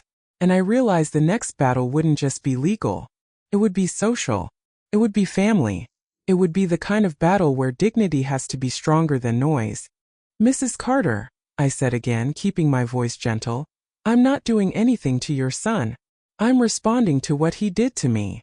On the other end of the line, she huffed like I'd insulted her. I could picture her in her recliner with her reading glasses perched low, lips pursed the way they always were at Thanksgiving when she thought the food was too salty.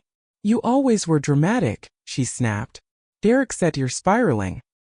He said you showed up over there with police like some kind of criminal accusation." "Because there is a criminal accusation," I said quietly. The kitchen clock ticked behind me, steady and ordinary. Renee was in the living room pacing. I could hear the soft creak of her floorboards with every turn. Mrs. Carter's voice sharpened. "Don't you dare. That boy works hard. He has stress. And you?" She paused, like she was reaching for the cruelest thing she could say and trying to wrap it in concern. "You're emotional, Alicia. You've always been sensitive." Sensitive. That word used to make me shrink. It used to make me apologize for having feelings like they were stains on the carpet. But my mother had just been lowered into the ground, and my home had just been stolen out from under me. I didn't have room in my chest for shrinking anymore. "I am grieving," I said, calm and clear. "And I'm also thinking clearly. My signature appears on closing documents I did not sign. The proceeds were wired to a third party. My access to funds was removed. My jewelry is missing. These are facts, not emotions." There was a small silence. Then she said, quieter but still hard, "Derek would never do that." I exhaled slowly. "Then you should want him to prove it." She made a sound like she was offended by the idea of proof being required. "What do you want, Alicia? Money? Is that what this is?" I looked down at my hands on the table, fingers lightly curled around a pen, knuckles still dry from crying. "I want my life back," I said. "And if I can't have that, I want my name cleared. I want my mother's things returned. I want the truth." Mrs. Carter scoffed. "Truth," she repeated, like it was something women say when they want to win an argument. I stayed steady. "You can tell Derek to have his attorney contact mine." Her voice rose. "Attorney? Alicia, you're about to ruin your marriage." I didn't answer right away. I let the word sit in the air, heavy and almost laughable. Finally I said, "My marriage was ruined when he decided I didn't deserve to know what was happening." There was a beat. Then Mrs. Carter said something that showed me exactly where her loyalty lived. "If you keep this up," she warned, "you're going to end up with nothing." I looked around Renee's kitchen, her dish rack full, her grocery list on the fridge, her ordinary life holding me like a spare room. I thought of my mother's quilt folded on the chair, wax-stained but still mine. Then I said, I already have nothing, so I'm not afraid anymore. I ended the call before she could respond. For a moment my hand hovered over the phone like I expected it to bite me. Then I set it down. Renee came in and read my face. What did she say? That I'm ruining my marriage, I replied, voice flat. Renee let out a bitter laugh. He ruins the marriage and you get blamed for the noise. I nodded, swallowing hard. He's already turning people against me. Renee pulled out a chair and sat across from me, leaning in. Then you stop trying to be understood by people committed to misunderstanding you. That sentence landed like a bell. Because I've always been the woman who explains herself, who softens the truth so it won't cut, who tries to keep the peace even when the peace is one-sided. But peace without respect is just quiet suffering. That night I didn't sleep much. Every time I closed my eyes I saw the sold sign. I saw Tasha's eyes on me in my own hallway. I saw my forged signature in black ink like a scar on paper. In the morning Miss Holloway called. They filed the notice with the county, she said. And I've spoken with the title company's legal department. They're taking this seriously. My heart thumped. What does that mean? It means they're worried, she replied. And that's not a bad thing. Also, there's an investigator assigned to your police report. A detective will likely contact you for a statement and handwriting sample. I sat up straighter. Okay. Ms. Holloway hesitated, then added, one more thing. Derek's attorney reached out. My stomach tightened. He already has one? Yes, she said. And as expected, they're claiming you're confused and distressed due to bereavement. I closed my eyes briefly. Of course. But, Ms. Holloway continued, voice steady, they didn't explain the wire to Tasha Lang. They didn't explain the security number change on the bank account. And they cannot explain your out-of-state travel during the alleged signing. Facts don't bend just because someone tells them to. I breathed out slowly. Thank you. After I hung up, Renee drove me to the clinic where I worked. I'd taken 2 days off for my mother's funeral, then one more day because I couldn't even form sentences without shaking. But I couldn't hide forever. I needed normal routines the way you need water after you've been sick. When I walked into the clinic, the smell of antiseptic and mint hit me clean and sharp. The front desk receptionist, Lila, looked up and her eyes softened immediately. Oh honey, she whispered, stepping around the counter to hug me. I'm so sorry about your mama. I hugged her back, and for a moment my throat tightened with gratitude because grief feels lighter when someone holds it with you. Then I saw it. 2 of the dental assistants were looking at me with that curious, cautious expression people wear when they've heard something but don't know if they're allowed to ask. My stomach sank. In the break room later, while I was pouring coffee I didn't really want, Lila leaned close and said quietly, Alicia, your husband was here yesterday. My hand froze on the coffee pot. He was. Lila nodded, face tight. He asked for you. Said he was worried.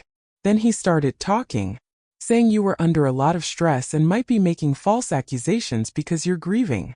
The cup in my hand trembled slightly. He came to my job. Yeah, Lila said, anger creeping into her whisper. I told him it wasn't appropriate. Dr. Patel asked him to leave. I swallowed hard. Derek always knew where to press. If he couldn't control me directly, he'd control the rooms around me. I set my cup down carefully. Thank you for telling me. Lila squeezed my arm. We know you. Whatever he's doing, don't let it shake you. I nodded, but my chest still felt tight. That day, I worked like a woman underwater. Smiling when needed, answering phones, scheduling appointments, doing tasks my hands knew by memory. But my mind kept replaying Derek's Facebook post. Pray for peace. He wanted to make me look unstable. He wanted my grief to be his shield. At lunch I went outside and sat in my car, the summer heat baking the steering wheel. I opened my phone and scrolled through comments on his post again, even though I knew it would hurt. And then I saw a new comment. From a woman I didn't recognize, with a profile picture of her in a bright red dress. Been there. You can't build a life with someone who won't let you see the receipts. My breath caught. The comment had already been liked by someone else. And then in my message requests there it was, An unread message from that same woman. Tasha M. Lang. My fingertips went cold. The message preview showed only the first line. Alicia, I didn't know he was still married. Please don't ignore me. I stared at the screen, heart pounding so hard it felt like it was shaking my ribs. Miss Holloway's voice echoed in my mind. Do not contact her directly. Not yet. But this wasn't me chasing her. This was her reaching for me. And suddenly I realized something important. Derek wasn't just losing control of me. He might be losing control of her too. I didn't open the message right away. I stared at the name Tasha M. Lang like it might dissolve if I blinked too hard. The sunlight outside my windshield was hot and white, and the air conditioner in my car blew lukewarm air that smelled faintly like old peppermint gum. My hands were steady on the phone, but my chest wasn't. Because that message wasn't just a new piece of information. It was a crack in Derek's wall. And if there was one thing I'd learned in the last few days, it was this. Derek didn't panic when people cried. He panicked when people compared notes. I screenshotted the message request without opening it, then forwarded the screenshots to Miss Holloway with one line. She messaged me. What do I do? Then I sat there in my car in my work uniform, feeling like I was holding my breath in two worlds. One where I was still a functioning adult with a job, and one where my whole life had become evidence. 10 minutes later my phone rang. Miss Holloway. Do not respond directly, she said immediately. No hello, no warm-up. But we can use this. Screenshot everything. Preserve it. If she's willing to speak, we'll do it properly. My throat tightened. What if she's lying? Then we'll find out, Miss Holloway said. But if she's telling the truth and she didn't know, she may be a witness. And if she did know, she's still part of the paper trail. I looked through my windshield at the clinic's front entrance, where patients walked in holding purses and paperwork, normal burdens. Should I open it? I asked. Yes, Miss Holloway replied. But do not engage in conversation. If you open it, take screenshots of the full message. Then send her one sentence. That your attorney will contact her.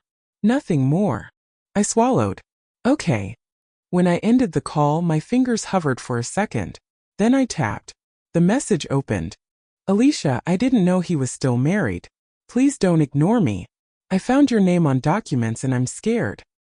He told me the divorce was almost finalized, and that you were unstable. He asked me to hold money because he said you would try to take it. I swear I didn't know it was from your house. Please, I don't want to be in trouble. I read it once. Twice. Each time something new stung. He told me you were unstable. So that was Derek's plan. Not just to steal from me.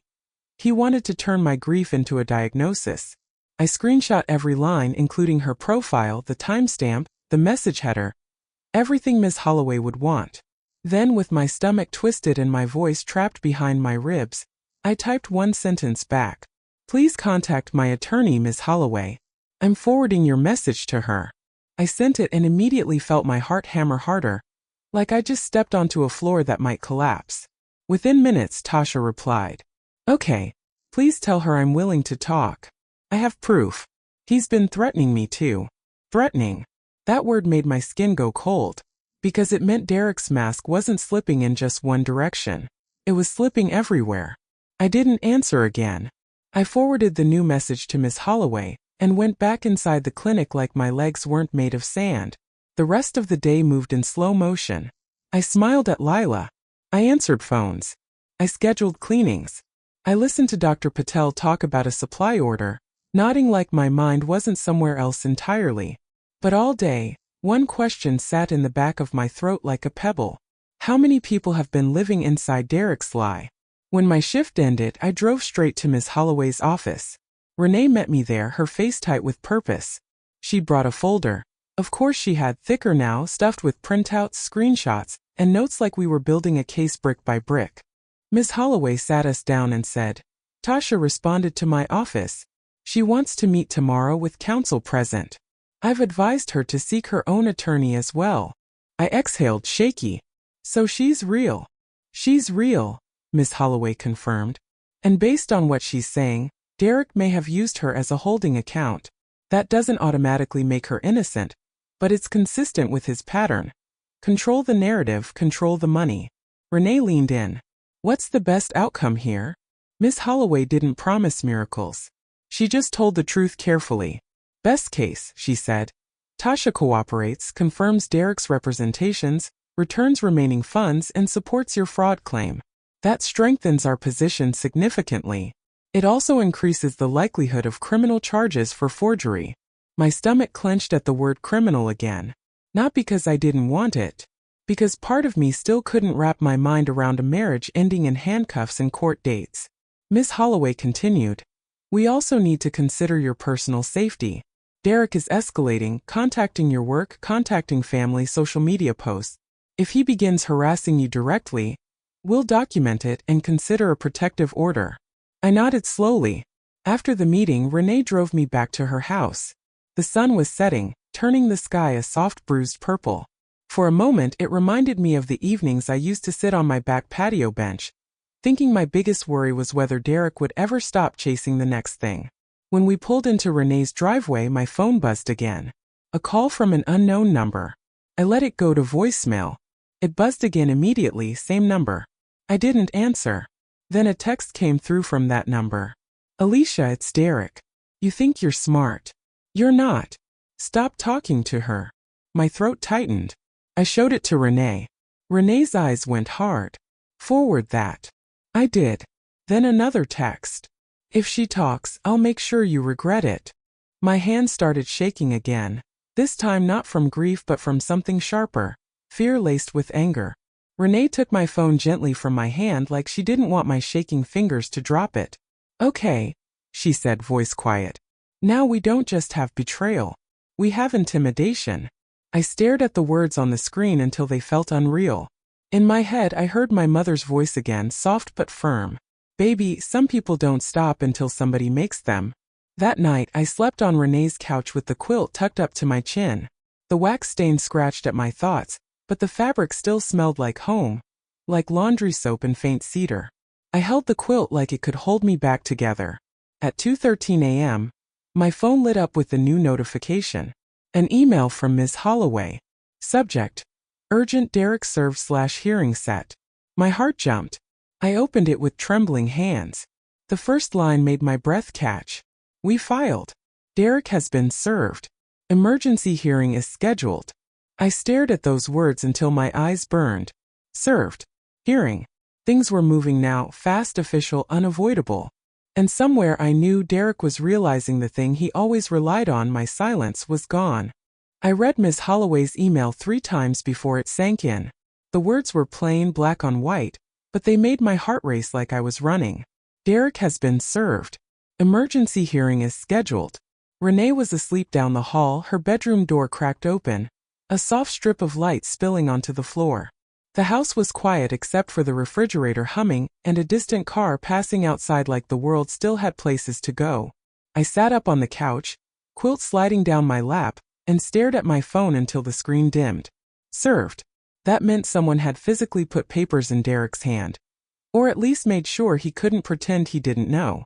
It meant we were past pleading, past talking privately, past his favorite stage of any conflict, delay. Now the clock belonged to the courts, not to him. I got up and walked to Renee's door, knocking softly. She answered with sleepy eyes and hair sticking up on one side. What's wrong? I held my phone out. Her face changed as she read the email, sleep draining out of her like water.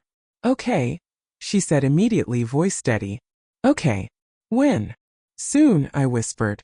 Emergency hearing. Renee nodded like she was building a plan in her head. Go sit. I'll make coffee. I didn't want coffee, but the smell of it 10 minutes later, dark and bitter, made the kitchen feel like something solid. A morning. A routine. A place where women handle business. By 8 a.m., Miss Holloway had us in her office again. She looked like she hadn't slept either. Same calm face, but her hair was pinned tighter than before, her desk stacked higher. She slid a paper across to me. This is your hearing date and time. The judge will want clear facts. We're focusing on 3 things: the forged signature, the transfer of proceeds, and your immediate need for housing stability and protection of assets. My throat tightened on the word housing. It still felt unreal to say I needed housing like I wasn't a grown woman with a mortgage and a life. Miss Holloway continued. Also Derek's text messages threatening you and telling you to stop talking to her. I want those printed with full timestamps. Renee placed a neat stack on the desk. Already did. Miss Holloway nodded once, approving. Then she turned to me, voice softer. Alicia, I'm going to ask you something. You don't have to answer perfectly. But you have to answer honestly. I nodded. Why didn't you know about the sale? She asked. The question landed in the tender place, the one full of shame and hindsight. I swallowed. Because I trusted him, I said quietly. Because when he said it's just paperwork, I let it be. Because I didn't want to fight about money all the time. Because my mother was dying and I thought my husband would protect our home while I went to bury hers. My voice cracked on the last word and I hated it, but Miss Holloway didn't flinch. She nodded. That's what you'll say. Not as an excuse, just as truth. Control often looks like convenience until it becomes captivity. Captivity. That word made my skin prickle, but it wasn't wrong. Before we left, Miss Holloway's assistant stepped in and said quietly, Detective Hines is on the phone. He wants to speak to Mrs. Carter. My stomach tightened. Miss Holloway motioned for me to take the call in her office. Renee stayed, her presence steady beside me like a pillar. I put the phone to my ear. Hello. A man's voice answered, calm, official. Mrs. Carter? This is Detective Hines. I'm following up on your report regarding a forged signature connected to a real estate closing. Yes, I said, and my mouth went dry. He asked me to confirm details, dates, location, the fact I was out of state. He asked if I had any reason to believe someone had access to my ID. I sent him photos, I admitted, and my cheeks burned even though I knew it was important. Front and back. He said it was for a loan application. Detective Hines hummed slightly, like he'd heard that story before. Do you still have the messages where he asked for that? Yes, I said quickly. My attorney has them. Good, he replied. We may request originals for evidence. Also, I'll need you to come in for a handwriting sample. Okay, I said. There was a pause, then his voice lowered slightly, still professional but more human. Mrs. Carter, has your husband threatened you since you filed? I swallowed. My fingers tightened around the phone. Yes.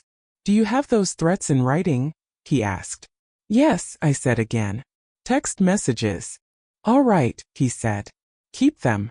Don't delete anything. If he shows up, call 911.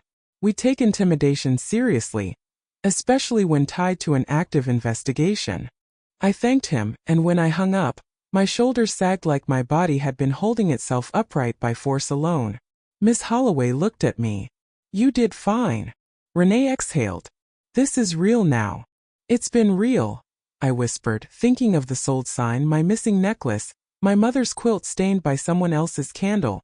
We just finally have people listening.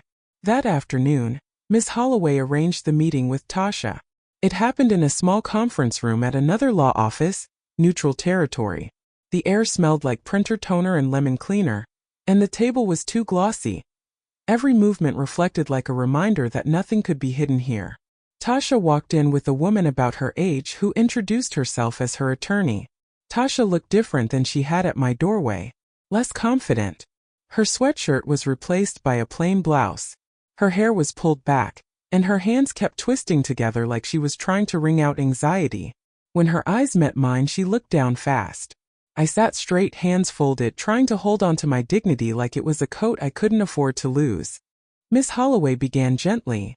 Tasha, you reached out to Alicia. You said you have proof and you're willing to cooperate. Tasha nodded quickly. Yes. Yes. Her voice was small. Not because she was innocent necessarily, just because she was scared. She glanced at her attorney, then back at Miss Holloway. Derek told me the divorce was almost done, she said. He said Alicia was unstable, that she would accuse him of things. He said he needed to protect money from her. My jaw clenched. Renee's words came back. He steals narratives. Tasha continued. He asked if he could wire money into my account temporarily because he said his account was being watched because of the divorce. I didn't ask where it came from. I know that was stupid. Her voice trembled on the last sentence. Miss Holloway didn't scold. She just asked, do you still have that money? Tasha swallowed. Not all of it. My chest tightened so sharply it felt like I couldn't breathe. Miss Holloway's voice stayed even. How much is left? Tasha's eyes filled with tears, and she whispered a number. It wasn't zero, but it was nowhere near the full amount. Renee made a sound beside me, quiet, furious. I reached for her hand under the table, not to calm her, but to anchor myself. Because rage is powerful, but it can also make you sloppy. And Derek would love nothing more than for me to look emotional in front of lawyers. Miss Holloway asked the next question like a blade wrapped in silk. Where did the rest go? Tasha took a shaky breath. He took it, she said. In cash. Over a couple of days. He said it was safer. He said banks freeze things. I stared at her, my throat tight. So that's why the bank trail felt thin. Because Derek had turned my home into cash you could carry in a bag. Tasha looked up then, eyes wet. He's been getting mean, she said. Like different. He checks my phone. He tells me what to say. He told me if I talked to you he'd ruin me. Miss Holloway nodded slightly, absorbing it. Do you have any of that in writing? Tasha hesitated. I have voice notes. And texts. Some. Her attorney leaned in. We're prepared to provide relevant communications through proper channels. Miss Holloway nodded. Good. The meeting ended with next steps. Tasha's attorney coordinating a partial return of remaining funds, Tasha agreeing to provide communications, and Ms. Holloway documenting everything. When we stood to leave, Tasha lingered, eyes on me. Alicia, she said softly, I'm sorry. I didn't know about your mom. I didn't know he did it while you were burying her. For a second, my chest did something complicated. 'Cause I wanted to hate her cleanly. It's easier that way. Easier to make a villain you don't have to understand. But standing there, looking at her trembling hands, I could see what she was too. Someone who'd believed the wrong man and was now choking on the consequences. I didn't forgive her. Not yet. But I nodded once and said, give the money back that you can. Tell the truth. That's where we start. Her eyes filled again and she nodded hard. In the parking lot afterward, Renee exhaled like she'd been holding her breath for hours. So he used her like a bank, she said, voice thick with disgust. I stared out at the street, the sunlight too bright for what my heart carried. He used all of us, I whispered, just in different ways. My phone buzzed when we got home, an email from Ms. Holloway with the hearing prep schedule and a reminder. Dress conservatively. Speak calmly. Answer only what's asked. I read it, then looked up at Renee. I'm scared, I admitted. Not of court. Of what he'll do when he realizes he can't talk his way out. Renee's eyes were steady. Then we keep doing what we're doing, she said. We stay in the light. Court day came quicker than my body could catch up. The morning of the hearing, I stood in Renee's bathroom staring at my reflection while she pressed a lint roller over the front of my blazer like we were preparing for a job interview instead of a public dissection of my marriage. My eyes looked clearer than they had in days, but there was a tightness in my face I didn't recognize, like my muscles had learned a new shape called determination. Renee handed me a plain black folder. This is your copy, she said. Don't let it leave your hands. I nodded. In the car, the city looked the same as it always had. Strip malls, traffic lights, people running errands, but everything felt louder. Every billboard seemed too bright. Every ordinary thing felt like it was happening in a world I'd been removed from. Outside the courthouse, the air smelled like exhaust and hot concrete. People stood in clusters on the steps. Attorneys in suits, families in Sunday clothes. A man pacing while talking into his phone like his life depended on a single sentence. We climbed the stairs, and with each step I felt my chest tighten and then release, like my body was bracing and unbracing for impact. Inside, Miss Holloway met us in the hallway. She looked composed, folder in hand, hair neat, expression steady. You ready? She asked me. I swallowed. As ready as I can be. She nodded once. Remember facts, not feelings. Your grief is real, but today we show the paper trail. We entered the courtroom and sat on a wooden bench that felt polished by other people's anxiety. The room smelled faintly of old books and floor cleaner. A bailiff moved quietly at the front, adjusting files. And then I saw Derek. He sat on the opposite side with his attorney, a white man with slick hair and a tight smile. Derek wore a navy suit like he was trying to look respectable, but his eyes were sharp, restless. He kept glancing toward the door like he expected an audience to arrive and clap for him. When his gaze landed on me, he didn't look ashamed. He looked irritated, like I was a problem he couldn't swat away. For a moment my stomach twisted with an old instinct, to smooth things over, to avoid conflict, to make peace even if I had to fold myself into a smaller version. Then I remembered my mother's hands, how she held mine in the hospital and whispered, "Don't disappear, baby. Don't you disappear." I lifted my chin. The judge entered and everyone stood. He was older, tired-eyed, with the steady posture of someone who'd listened to too many lies to be impressed by them. We sat. Miss Holloway spoke first. Calm. Direct. No theatrics. She laid out the timeline. My travel for my mother's funeral, the closing date, the forged signature, the wire transfer to a third party, the lock change, the intimidation texts. She offered exhibits, screenshots, records, notarized documents, my proof of being out of state. When it was Derek's attorney's turn, he stood with that practiced confidence lawyers have when they think they can talk their way through a mess. "Your Honor," he began, "Mrs. Carter is understandably distressed due to the recent loss of her mother. We believe there has been a misunderstanding." My jaw clenched, but I stayed still. He continued, "Mr. Carter handled the sale as the primary owner. The marriage was." Ms. Holloway rose smoothly. "Objection, Your Honor. This is argument without addressing the forged signature." The judge's eyes sharpened. "Counsel," he said to Derek's attorney, "address the allegation of forgery." Derek's attorney shifted a fraction. "Your Honor, Mr. Carter denies any wrongdoing. He believes his wife signed." The judge held up a hand. "Believes is not evidence. Where is the notary?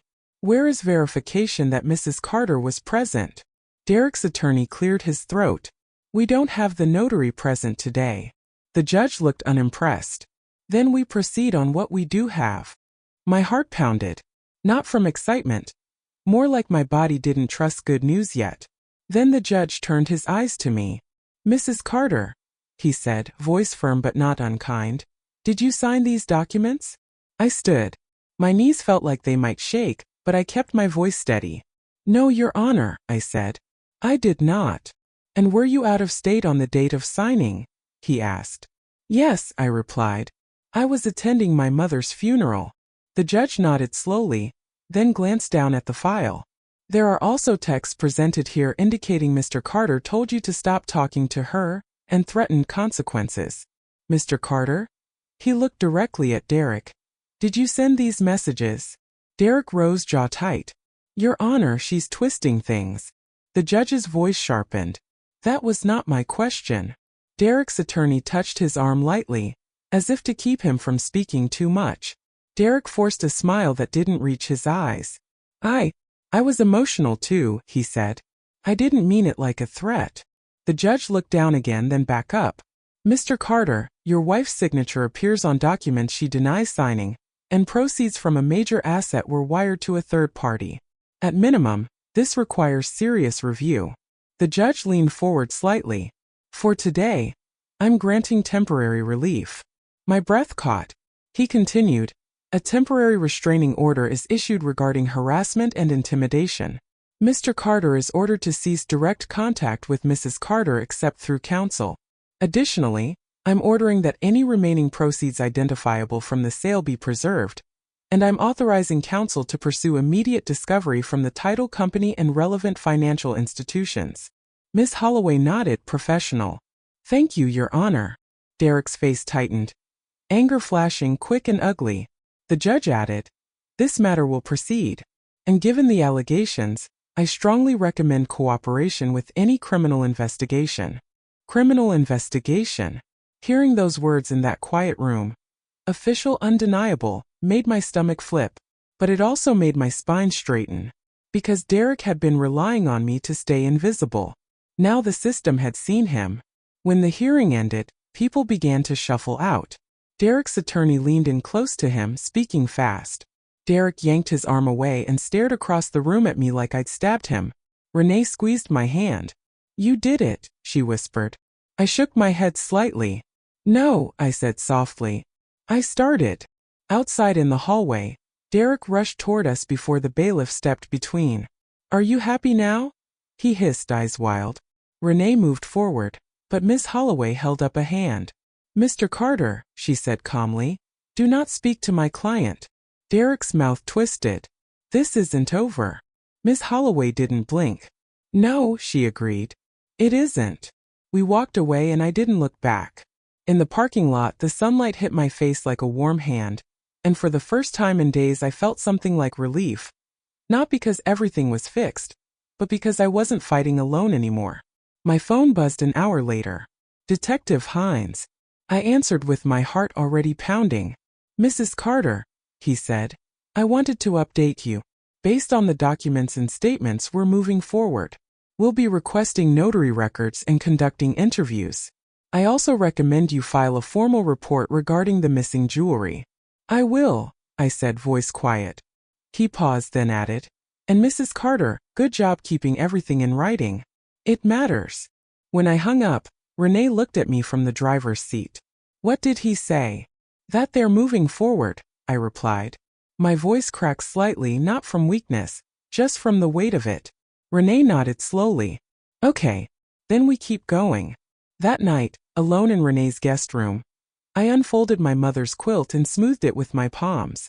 The wax stain was still there. I stared at it for a long time, then whispered, I'm trying, Mama. And in the quiet, I realized something that hurt and healed at the same time. My mother was gone. My house was gone. But I was still here. And Derek hadn't managed to sell that. The next few weeks didn't feel like weeks. They felt like a long hallway with doors I didn't want to open, but had to one after another, because every door held a piece of my life Derek had tried to move without my consent. The day after court, I went back to the police station to file the theft report for my jewelry. The lobby was crowded and loud, and the fluorescent lights made everyone's skin look tired. An officer handed me a form and asked, Estimated value? I stared at the blank line, pen hovering. How do you price something your mother wore against her skin? My mother's necklace, I said softly. It's sentimental. He nodded in that practice way people do when they've heard too many stories to react, but not so many that they stop being human. We'll document it, he said. If you have photos, receipts, appraisals, anything, bring it in. Photos. That word made my throat tighten because I did have photos. Not receipts, but photos. My mother's hands clasped in her lap at church, the small cross resting against her blouse. Me wearing it at my 16th birthday dinner, smiling so wide my cheeks looked like they'd split. I printed them that night.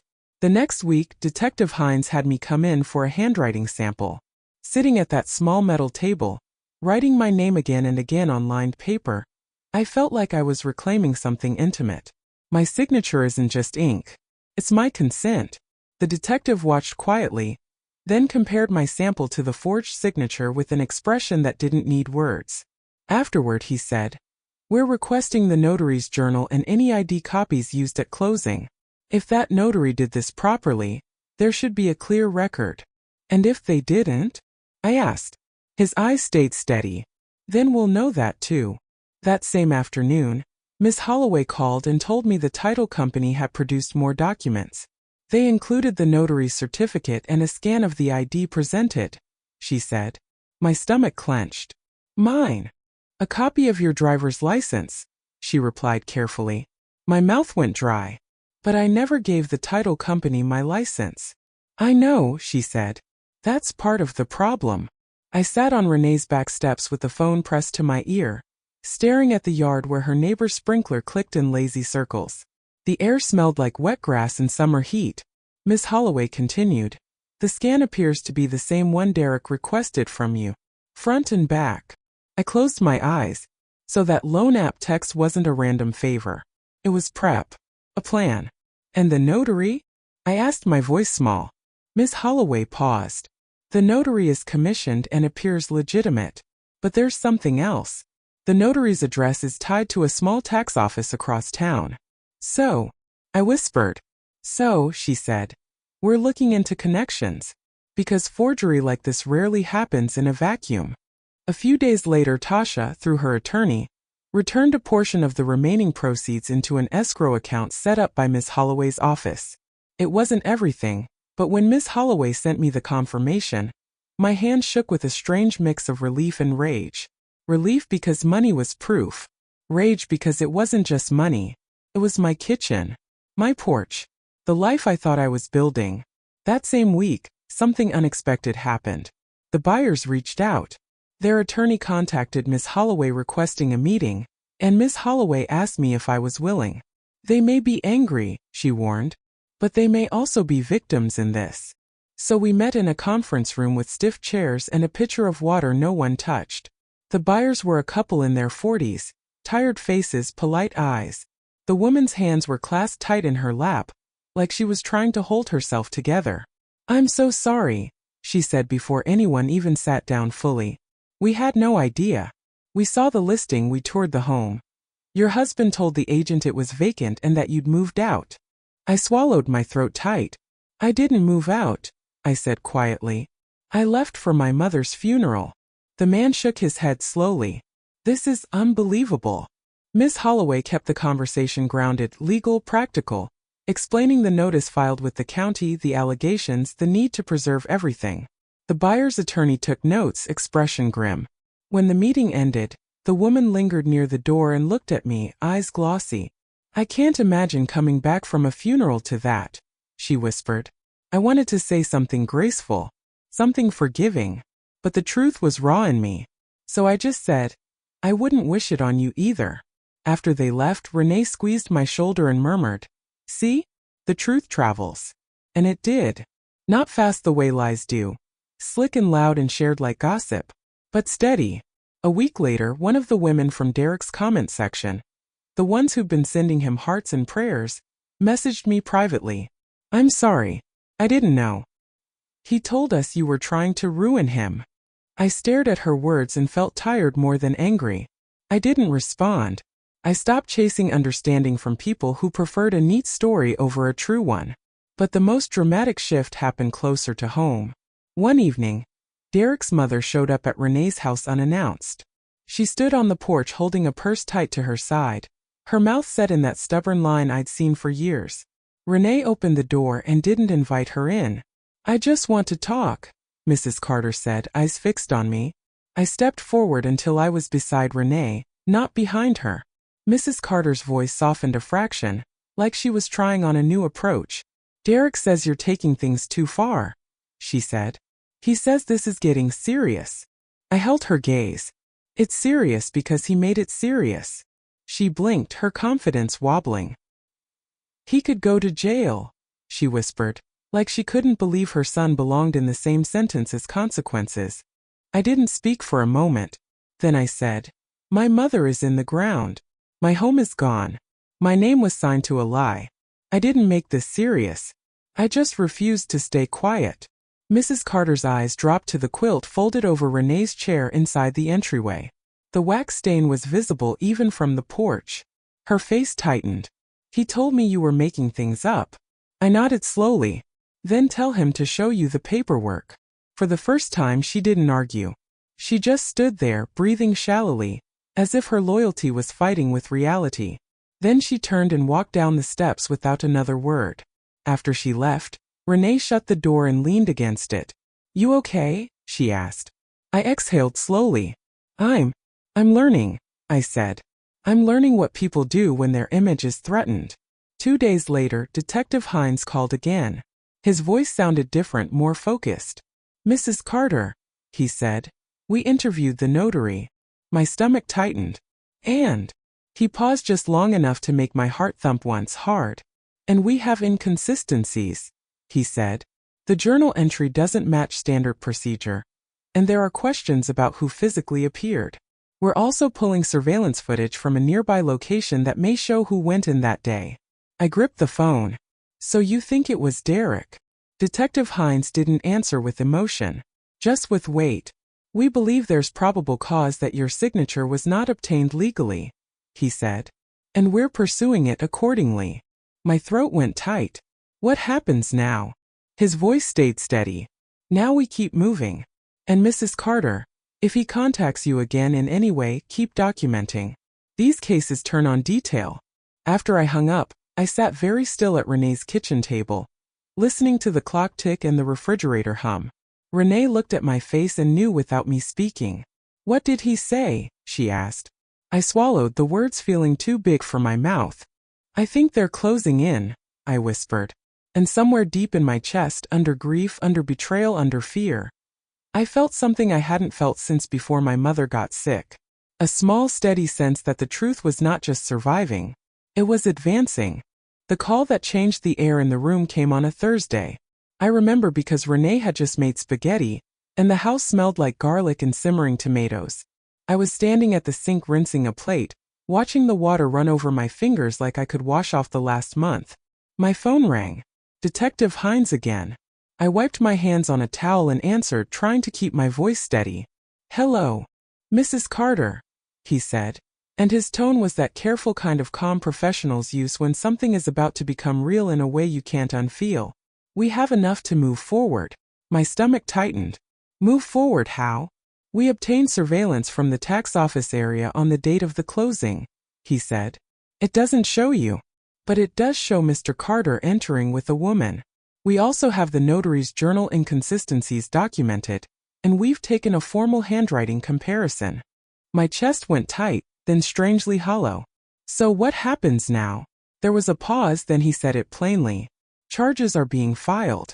Forgery and fraud-related charges." The plate in the sink slipped in my hands and clinked against the metal, a small sound that felt too loud in my ears. Renee, sitting at the table, looked up instantly. Her eyes asked a question her mouth didn't. I swallowed. "Okay," I whispered into the phone, because I didn't know what else to say when the man you married becomes the kind of man you press charges against. Detective Hines continued, "I'm also telling you this so you're prepared.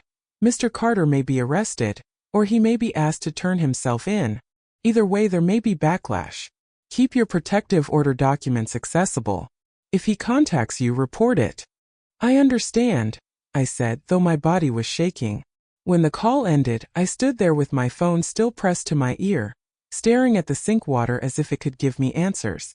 Renee came up behind me and placed her hand on my shoulder. "What did he say?" I turned my head slowly. My voice came out small. "They're filing charges." Renee exhaled, one long breath that sounded like relief and dread mixed together. "Okay," she said. "Okay. That's accountability." I nodded, but the word didn't feel clean. Accountability isn't a movie ending. It's paperwork and court dates and nights when your stomach turns because you remember how he used to kiss your forehead like a promise. That night I didn't sleep much. I kept thinking about how Derek used to complain when I set my keys too loudly on the counter. "Why you always slamming stuff, babe?" And now he'd slammed my whole life against a wall and acted surprised when it cracked. The next morning, Miss Holloway called to brief me before the news could reach me through someone else's mouth. "They're moving forward criminally," she said, voice steady. "And on the civil side, we've made progress." "What kind of progress?" I asked. "The buyer's title insurer is involved," she said. "Given the forgery allegation and the evidence, they're inclined to unwind the sale rather than litigate for years. It won't be instant, but it's moving." "Unwind the sale." I sat down slowly at Renee's kitchen table, my knees weak. "Does that mean the house?" "It means there's a strong possibility the transaction will be rescinded," Miss Holloway said carefully. "And at minimum, your marital interest and damages are being taken seriously." My throat tightened. I don't even know what I want anymore. Miss Holloway didn't judge that. She just said, "That's normal. Betrayal makes you question what you're allowed to want." After we ended the call, I went into the guest room and opened the photo albums again, flipping slowly through pages that smelled like old paper and time. There was my mother holding me at 5 years old, my hair in crooked pigtails. There was my wedding day, Derek's arm around my waist, his smile bright, his eyes fixed on me like I was the prize. I stared at that photo a long time. Not because I missed him. Because I missed the woman in that picture, the woman who thought love automatically meant safety. By midday, the first ripple hit. A coworker pulled me aside near the supply closet. "Alicia," she whispered, eyes wide. "Is everything okay? There are cops at your house." My blood turned cold. "My house," I repeated, though I knew she meant the one that used to be mine. I stepped into the hallway and called Renee immediately. She answered on the first ring, breathless. "It's happening," she said. What's happening? My voice shook. They're at the house, she said. 2 cars. Detective Hines is there. They're looking for Derek. My knees felt weak. I pressed my palm against the clinic wall, the cool paint grounding me. Is he there? I asked. I don't know, Renee said. But Tasha just texted her attorney. Derek left early this morning and told her not to open the door for anyone. Of course he did. Even cornered, Derek still tried to control the room. I forced myself to breathe. What do I do? Nothing, Renee said firmly. You stay at work. You do not go there. You let them handle it. I hung up and went back to my desk, but my hands wouldn't stop trembling.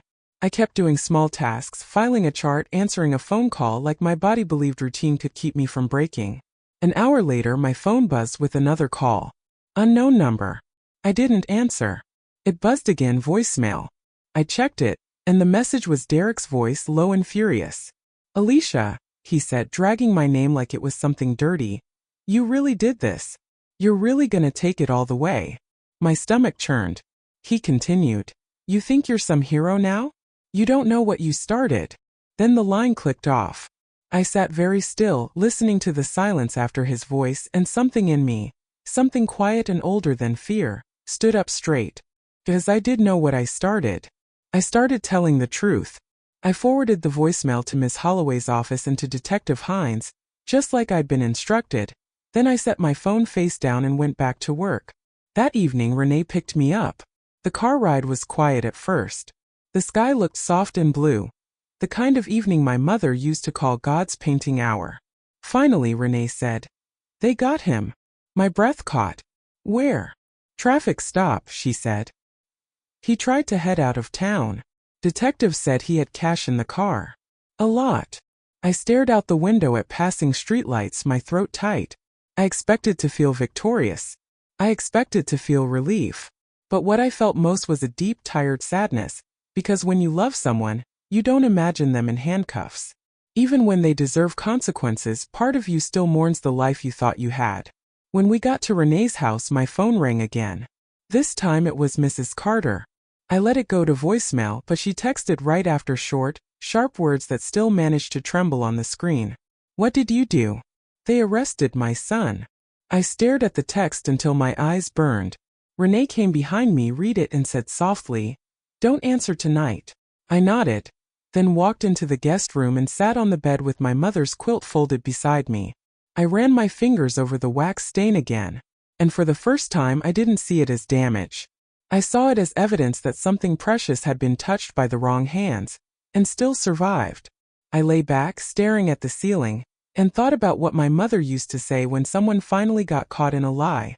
Baby, consequences aren't cruelty. They're correction.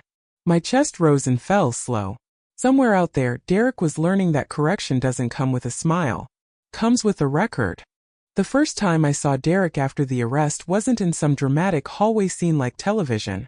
It was a notification on my phone. Miss Holloway emailed me a copy of the booking information, the case number, and the date for his first appearance. Black and white text. No soundtrack. No slow motion. Just reality typed out. I sat at Renee's kitchen table with the laptop open and stared at Derek's name on an official document until it stopped looking like a name and started looking like a warning. Renee poured me tea, chamomile, honey, and slid the mug across the table like she was trying to give my hand something warm to hold. You don't have to feel guilty, she said softly. I didn't answer right away because guilt wasn't exactly the word. What I felt was grief layered on top of grief. I was grieving my mother, and now I was grieving the version of my marriage I thought I had, the version where Derek loved me enough not to ruin me. But I also felt something else, faint and unfamiliar. Safety. Not the kind you celebrate. The kind your body recognizes when the danger steps back. That night, my phone buzzed with messages from numbers I didn't have saved. Family members, friends of friends, people I hadn't heard from in years. Some were supportive. Some were nosy. One said, I'm sorry, sis. I saw his post but didn't know the truth. Another said, Is it true he sold the house while your mom died? I didn't respond to most of them. I couldn't. I wasn't a public relations team. I was a tired woman trying to keep her heart from splitting. The next day, Lila from my job pulled me into her office. She shut the door and said quietly, "Alicia, I need you to know something before you hear it in the hallway." My stomach tightened. "What?" She exhaled. "Derek's been arrested. It's going around. Somebody's cousin works at the courthouse." I nodded slow. "Okay." Lila searched my face like she was trying to find the right response. "Are you okay?" I almost said yes out of habit, but something in me was tired of automatic lies. "I'm not okay," I admitted. "But I'm not confused anymore." Lila's eyes softened. "I'm proud of you," she said quietly. "I know that sounds strange, but I am." I swallowed hard. All my life, I'd been taught that a good woman keeps her business private. That dignity means silence, that you take pain and you swallow it. But I was learning the difference between privacy and protection. Protecting my peace wasn't the same as hiding my wounds. That afternoon, Miss Holloway called with updates. "Derek's attorney is requesting bond," she said. "The prosecution will argue he's a flight risk given the traffic stop and the cash found." My stomach churned. "Do I have to be there?" "No," she said firmly. "You do not need to be in that room. Your statement and documentation are already in the record. I'm also notifying the court about the restraining order and the intimidation messages."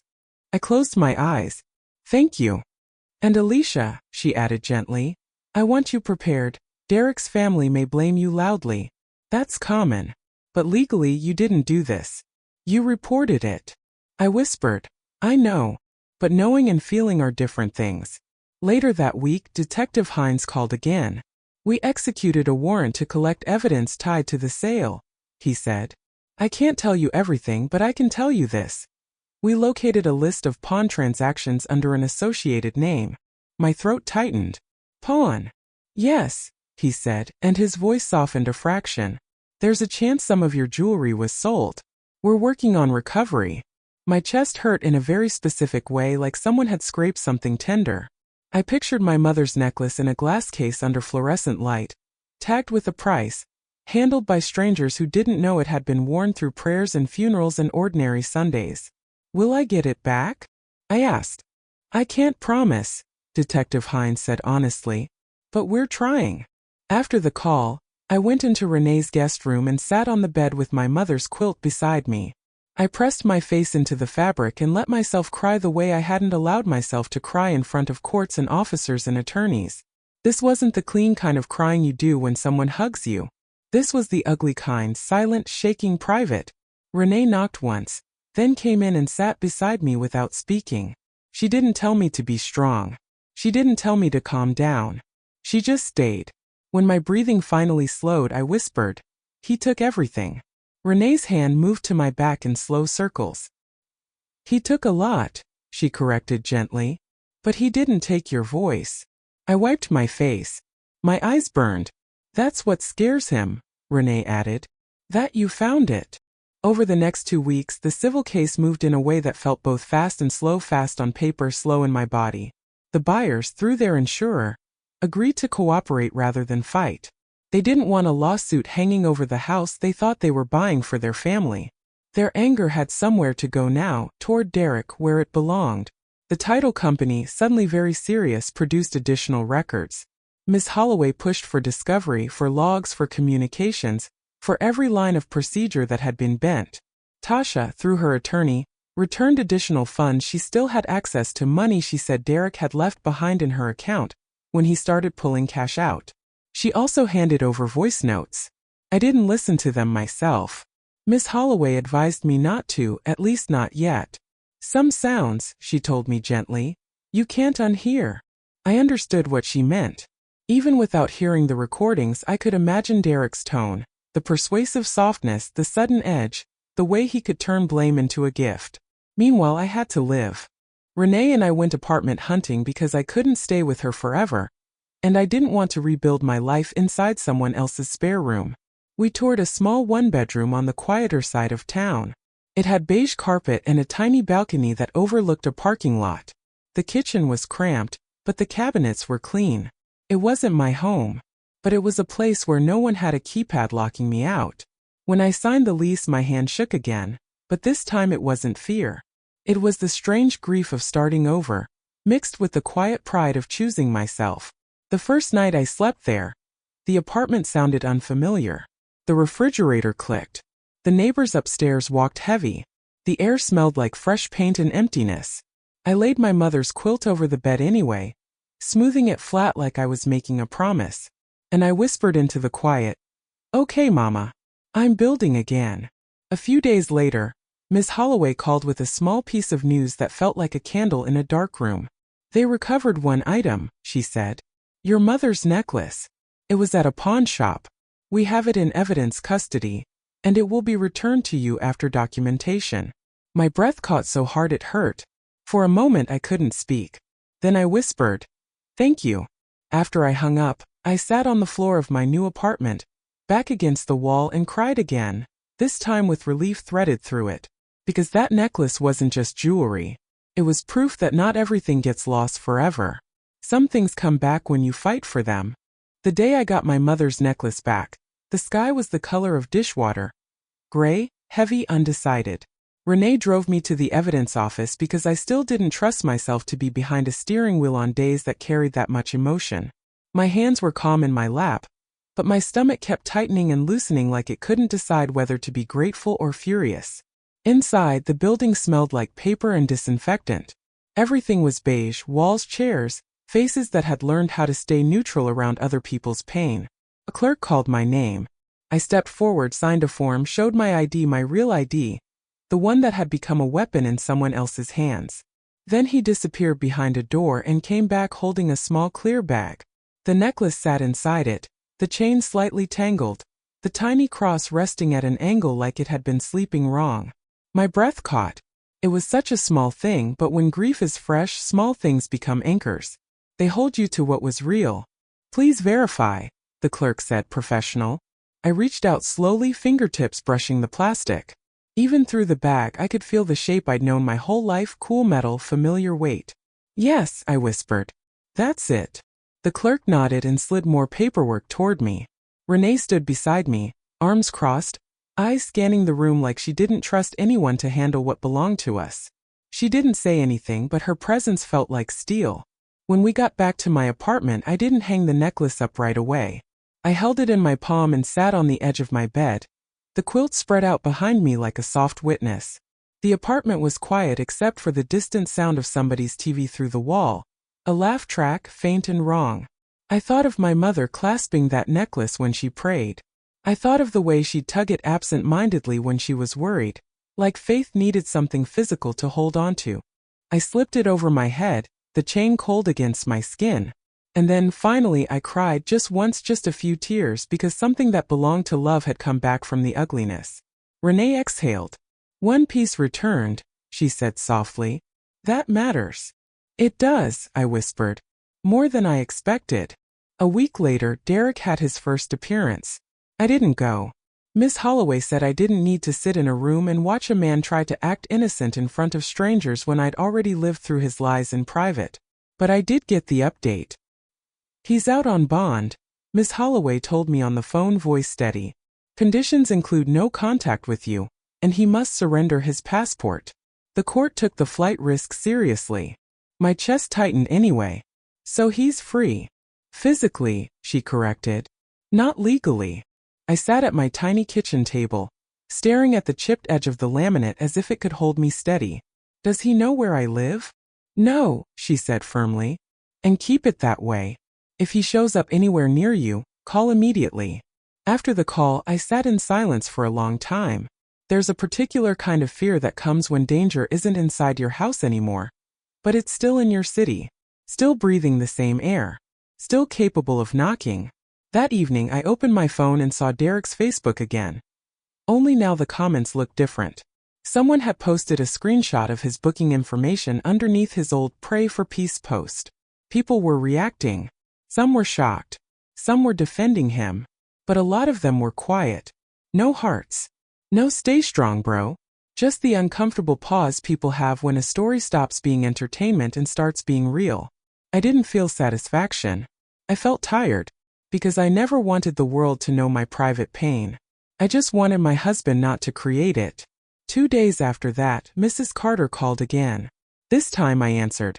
Her voice sounded smaller than it had before, like anger had finally run out of fuel and left only fear. Alicia, she said, and there was a tremor in it. Is it true? I didn't ask what she meant. We both knew. Yes, I said quietly. It's true. There was a long pause. I could hear a TV in the background and the faint clink of a spoon against a mug, as if she was sitting in her kitchen trying to understand how the world had shifted under her feet. I raised him better than this, she whispered. The sentence almost made me angry because it sounded like she was still trying to separate Derek from what he'd done, as if the action belonged to a stranger. But I kept my voice calm. He's grown, I said. And grown choices have grown consequences. She inhaled shakily.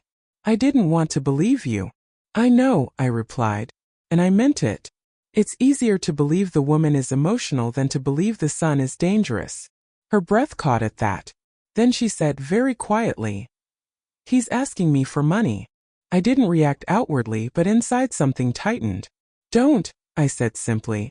I don't know what to do, she admitted, voice thin. He keeps saying you're trying to destroy him. I closed my eyes for a moment. Then I opened them and looked around my apartment, the thrift store curtains, the cardboard boxes I still hadn't unpacked, my mother's quilt folded neatly at the foot of the bed. I'm not trying to destroy him, I said. I'm trying to survive what he tried to do to me. Mrs. Carter cried then, soft older woman crying, the kind that sounds like pride breaking. I'm sorry, she whispered. For my part. It wasn't a full apology. Not the kind that covers everything.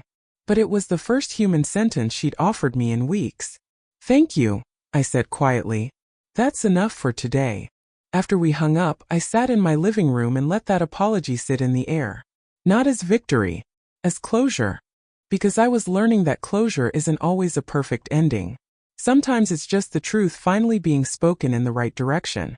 On the civil side, the house situation continued to unwind. The buyers wanted out. The insurer wanted it clean.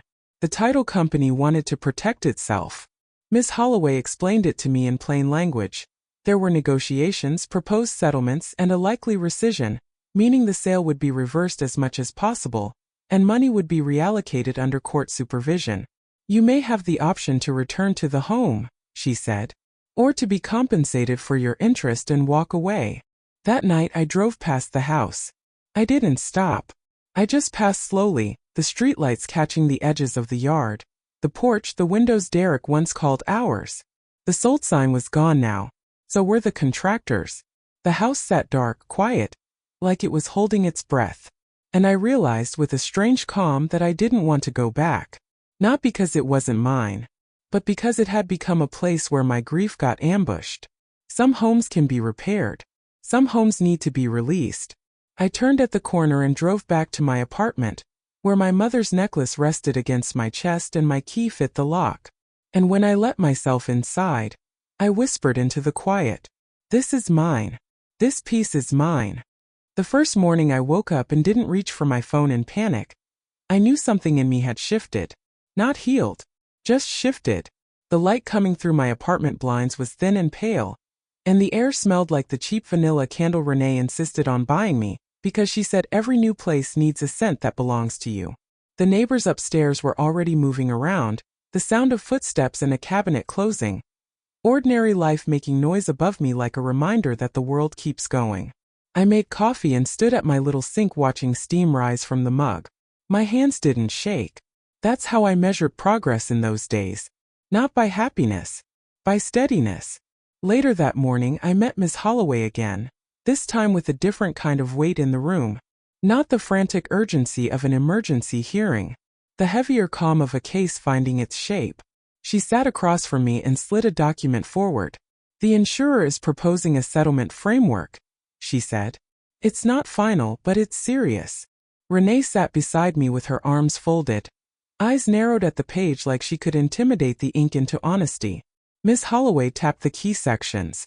Rescission is still on the table, but given the complications and the buyer's position, the cleanest path may be financial compensation for your marital interest, plus damages and fees. It also includes language preventing Derek from disposing of any additional assets. I stared at the numbers, my chest tightening and loosening. It wasn't the house, but it was acknowledgement. In writing. From a world Derek couldn't sweet talk. What about the money he pulled as cash? I asked quietly. Miss Holloway nodded. That's where the criminal case matters. We'll also pursue restitution. Between what Tasha returned and what was seized during the traffic stop, there's a trail. It won't be perfect. But it's not nothing. Not nothing. That phrase has a different meaning when you've been emptied out. When you've learned the hard way that recovery is often pieces, not a full replacement. I swallowed. And the divorce? Miss Holloway looked me in the eyes. Do you want to file? The question should have been easy. After everything, the answer should have rushed out of me like relief. But my throat tightened anyway because divorce isn't just a legal step. It's admitting the life you pictured is not coming back. It's signing your name to an ending you didn't choose. Renee's hand found my knee under the table, a quiet anchor. I took a breath. Yes, I said. I want to file. Miss Holloway didn't smile. She just nodded like she respected the steadiness in my voice. Okay, she said. We'll do it cleanly. And we'll do it safely. When I left her office that day, my phone buzzed. An unknown number. I stared at it until it stopped ringing. A few seconds later, another buzz. A voicemail notification. My stomach tightened automatically, but when I listened, it wasn't Derek. It was Tasha. Her voice sounded thin, like she'd been crying or not sleeping. Alicia. I know I'm not supposed to contact you, she said, speaking fast. But I needed to tell you I gave my attorney everything. Everything. I'm not protecting him anymore. He was using me and I didn't see it until it was too late. I'm sorry. The message ended with a shaky breath. I sat in my car outside Miss Holloway's building and stared at the steering wheel. Part of me wanted to feel triumphant. But all I felt was weary. Because even when the truth comes, it doesn't feel like a parade. Feels like cleanup. I forwarded the voicemail to Miss Holloway and didn't respond. That evening I went to the grocery store for the first time since all of this started alone. Not because Renee wouldn't come, she offered, but because I needed to prove to myself that I could walk under bright lights and choose fruit and stand in a line like a normal person. The store smelled like cold air and bread. A baby cried in aisle 4. An older couple argued softly over cereal. I stood in front of the produce, staring at peaches, and realized I hadn't bought anything just because I liked it in weeks. Everything had been survival purchases. Paper, copies, folders, gas to drive to offices that held pieces of my life. I picked up 2 peaches and placed them in the bag slowly like it mattered. At the checkout, the cashier glanced at my necklace, the one I'd gotten back, and smiled. That's pretty, she said casually, like it was just jewelry. Thank you, I replied, my voice soft. I didn't tell her it had been stolen and returned as evidence. I didn't tell her it had survived betrayal. I just let it be pretty. When I got home, I ate one of the peaches over the sink because I didn't want to dirty a plate, the juice running down my wrist. It tasted sweet and alive. And for a moment I felt something close to peace. Not happiness. Not yet. But peace. A few days later, the public part of all this came back around again. A woman from church, Mrs. Darlene, who used to squeeze my cheeks like I was still 17, showed up at my job with a casserole dish covered in foil. She handed it to Lila, who brought it back to me with wide eyes. Someone brought you food, she whispered like it was a strange and holy thing. I carried the dish into my small office and found Mrs. Darlene standing there, purse clutched to her chest. Oh baby, she said the moment she saw me. Her eyes shone with sympathy. We heard. My chest tightened. Heard what? She blinked, then softened her voice like she was about to share gossip. That Derek got arrested. And that, she lowered her voice further. He sold your house. I nodded slowly. Yes, I said. That's true. Mrs. Darlene's mouth trembled. I'm so sorry. Thank you, I replied. She reached out and squeezed my hand. I just wanted you to know, people are talking, yes. But not the way he wanted them to. I held her gaze. What do you mean? She sighed. At first he had folks thinking you were, unstable, grieving. But then the paperwork came out. The arrest. The judge. Folks don't like a thief, baby. Especially one who steals from his own wife. I felt my throat tighten, not with pride, but with relief that the truth had finally found ears. Mrs. Darlene patted my hand. Your mama would be proud you didn't fold. she said softly. Some women fold to keep a man. You stood up to keep yourself. After she left, I sat down and stared at the casserole dish. It smelled like butter and onions and comfort. And I realized something else too. Something my mother had always known. Community can be a wound, but it can also be a bomb. That night, Renee came over and helped me unpack another box. We found my old set of measuring cups, dented from years of use, and she held one up with a crooked grin. Look at you, she teased gently. Starting over with a quarter cup. I smiled small real. It's something. Renee's expression softened. It's everything, she corrected. When she left, I stood in my quiet kitchen holding that dented measuring cup, and I thought about how Derek used to mock small dreams. How he always needed something bigger, riskier, louder. But small things, the right key, a safe room, a peach, a necklace against your skin. Those were the things that kept me alive. And I knew with a steady certainty that I was walking toward a life Derek could not access anymore. The next time I saw Derek, it wasn't on my porch or in a hallway where he could lean in close and try to make my fear do the talking. It was across a courtroom again. Only this time he didn't look like a man in control of his own story. He looked smaller. Not because his suit didn't fit or his hair wasn't done.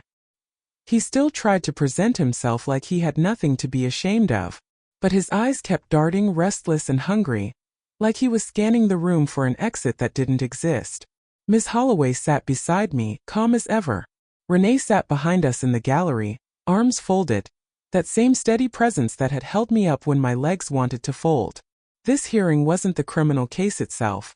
That road was longer, with dates set out months in advance like a slow punishment. This was another civil proceeding. Money, assets, the unraveling of what Derek had tied in knots. The judge reviewed documents with the quiet patience of someone who knows people can lie in 1,000 ways, but paper rarely forgets. Miss Holloway stood and spoke in that same clear voice she always used, firm, not emotional, but not cold either. She referenced the wire transfer to Tasha's account, the cash withdrawals, the amount recovered during the traffic stop, and the funds returned into escrow. She didn't call Derek names. She didn't need to. The facts did the naming for her. When Derek's attorney stood, he tried a different angle than before, less she's grieving. More let's settle. Your Honor, he said. Mr. Carter is willing to agree to restitution terms and final marital separation. The word willing made something sour rise in my stomach. As if he was offering me a favor. As if my life was a bargain he could still negotiate. The judge looked down at the file, then up at Derek. Mr. Carter, he said, do you understand the seriousness of the allegations against you? Derek cleared his throat. Yes, Your Honor. The judge held his gaze. Do you understand that a forged signature is not a marital disagreement? It is fraud. Derek's jaw tightened. He nodded once. Yes. It was the first time I'd heard him acknowledge it without trying to spin it into something softer. My hands were clasped in my lap, fingers wrapped around each other, my mother's cross resting against my chest under my blouse like a private witness.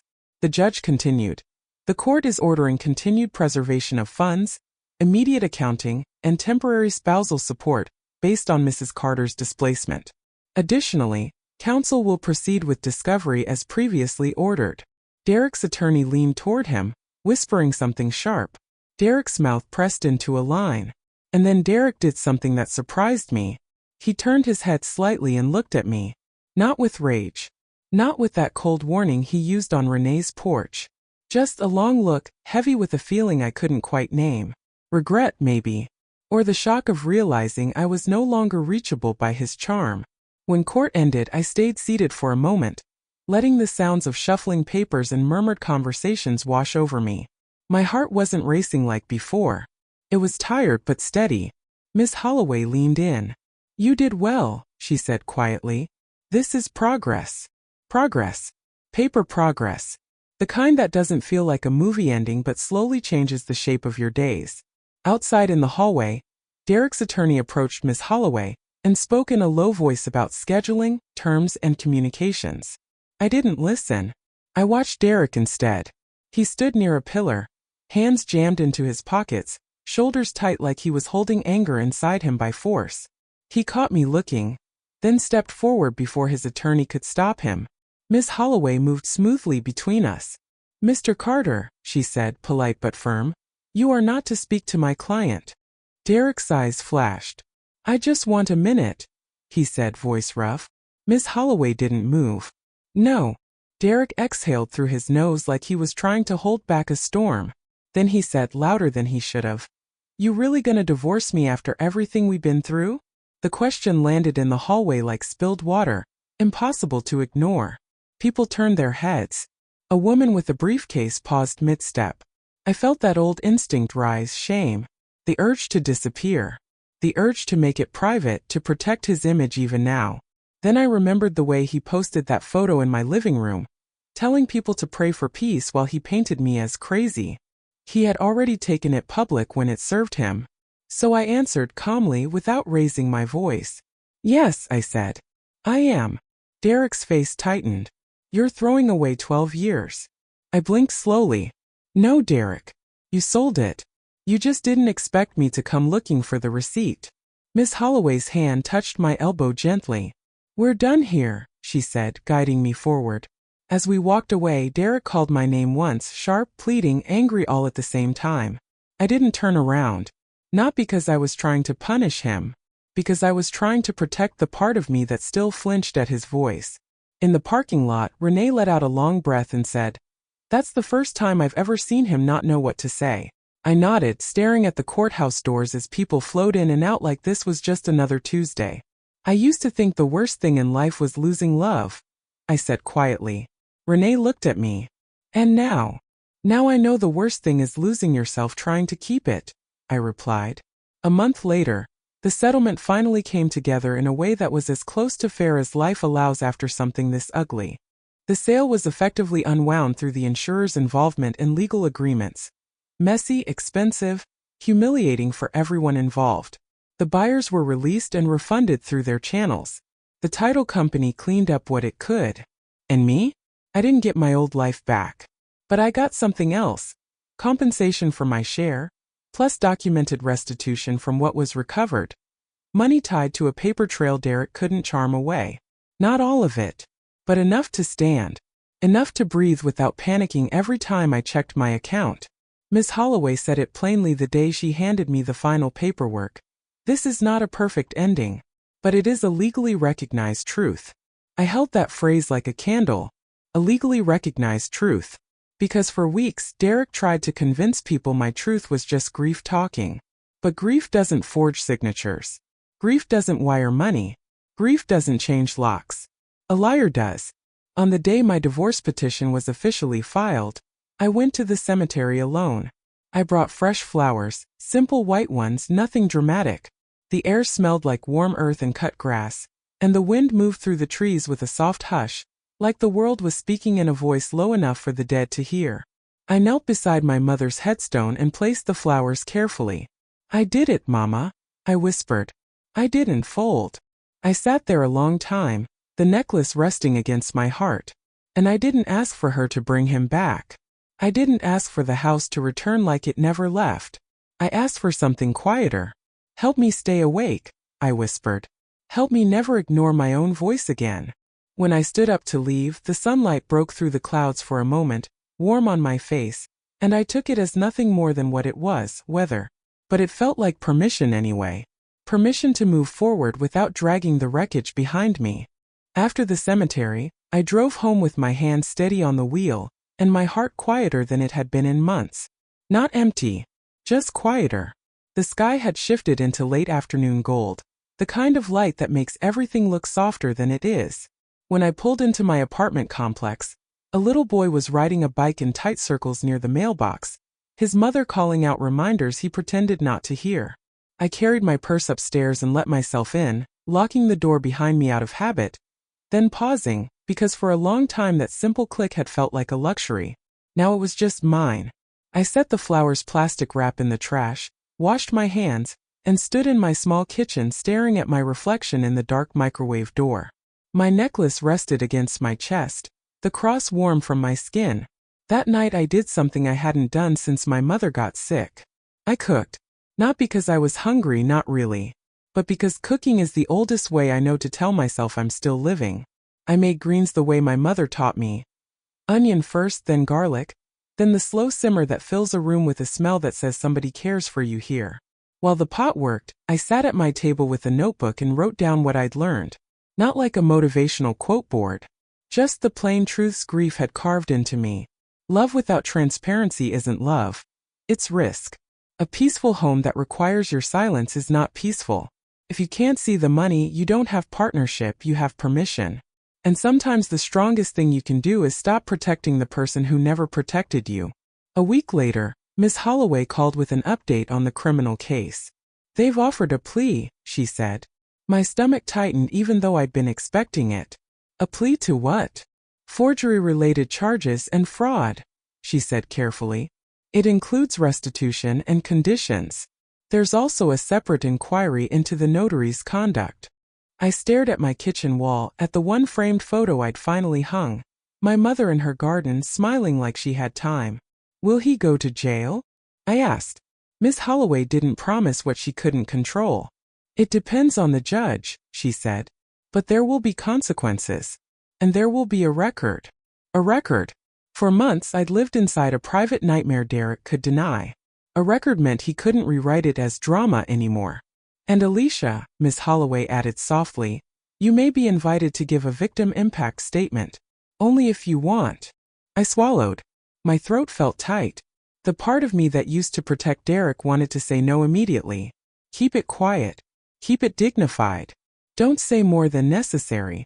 But another part of me, the part that had signed affidavits, filed reports, stood in court without shaking, wanted to speak once clearly in a room where truth mattered. I want to, I said. The day of sentencing, I wore a simple navy dress and low heels that didn't make noise on the courthouse floor. I carried my mother's quilt in my mind like armor, even though I didn't bring it with me. Derek stood at the defense table when I walked in. He looked cleaner than he deserved, fresh haircut, pressed shirt, but his eyes were dull. Tired in a way that didn't look like remorse so much as inconvenience. When the judge called my name for the statement, I stood slowly. My legs felt solid beneath me. I didn't look at Derek when I spoke. I looked at the judge. Your Honor, I began, and my voice surprised me with how calm it sounded. I didn't come here for revenge. I came here because my husband took advantage of my trust during the week I buried my mother. I paused, letting the words settle in the room. He didn't just sell a house, I continued. He sold safety. He sold stability. He tried to sell my credibility too, by calling me emotional, unstable, grieving, anything but truthful. I inhaled slowly. I am grieving, I said. But grief didn't forge my signature. Grief didn't change locks. Grief didn't wire my home to another woman's account. A decision did. And this court is the first place where that decision has been called what it is. I didn't cry. Not because I wasn't hurt, because I refused to perform pain for people who might mistake it for weakness. I'm rebuilding, I finished. And I want restitution because I deserve it. But more than that, I want my name returned to me. I want the record to reflect the truth. When I sat down, Renee squeezed my hand hard enough to hurt, and I was grateful for the pain because it meant I was present.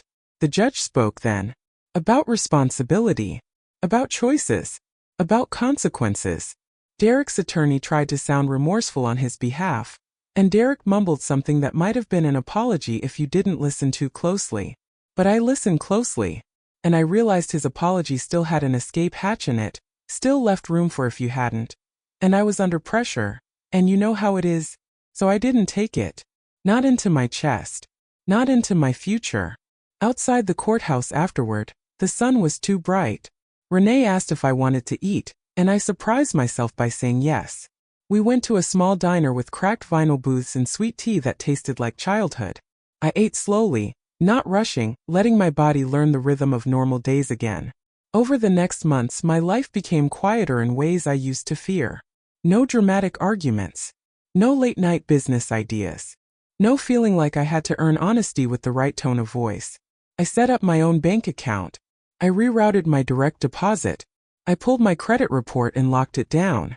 I met with a financial counselor once, just once, and left with a folder that felt like power. And in the evenings, I started taking walks. Sometimes I'd pass couples holding hands, laughing, and something tender would twist in me. Not jealousy exactly, more like recognition of what I'd wanted. But then I'd remember. Wanting love doesn't mean accepting harm. The final divorce papers came through on a plain Tuesday. No music. No big speech. Just my name on the top line, spelled correctly, signed by my own hand. I sat at my table with the papers, my mother's necklace warm on my skin, and I didn't feel like a failure. I felt like a woman who survived something that could have erased her. I folded the papers neatly and placed them in a folder with the rest of my documents. Not hidden, not shameful. Just filed. Just finished. That night, I called my mother's voicemail. I still had it saved. Her voice came through the speaker, soft, warm, familiar. "Hey baby," she'd recorded once, laughing a little. "If you're calling, I'm probably in the yard or I'm napping. Leave me a message, okay?" I didn't leave a message. I just listened. Then I whispered into my quiet apartment. "I stayed awake, Mama. Like you told me." When people hear my story, they always ask the same question first. Did you hate him? And the truth is, hate takes a lot of energy.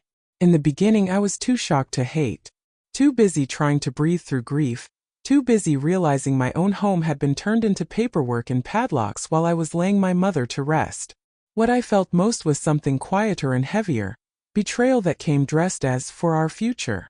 A man using my love like a key, opening doors he had no right to enter, signing my name like it belonged to him, then calling me emotional when I demanded the truth. But here's what I learned. Some people don't change because you cry. They change when you document, when you speak, when you stop protecting the lie. I didn't get my old life back. I didn't get my mother back. And I won't pretend the justice fixed every ache inside me. But I got something that matters just as much. I got my name back. I got my voice back. I got a door that locks because I chose it to, not because someone locked me out. And if you're listening to this with that tight feeling in your chest, the one that says something in your life doesn't add up, please hear me clearly. You're not crazy for wanting receipts. You're not difficult for needing truth. And you don't have to bleed in silence just to keep the peace. Would you have done what I did, reported it, took it to court, and let the truth be loud? Tell me in the comments. And if you want more real, emotional stories like this, stories about betrayal, survival, and rebuilding, subscribe and stay with me.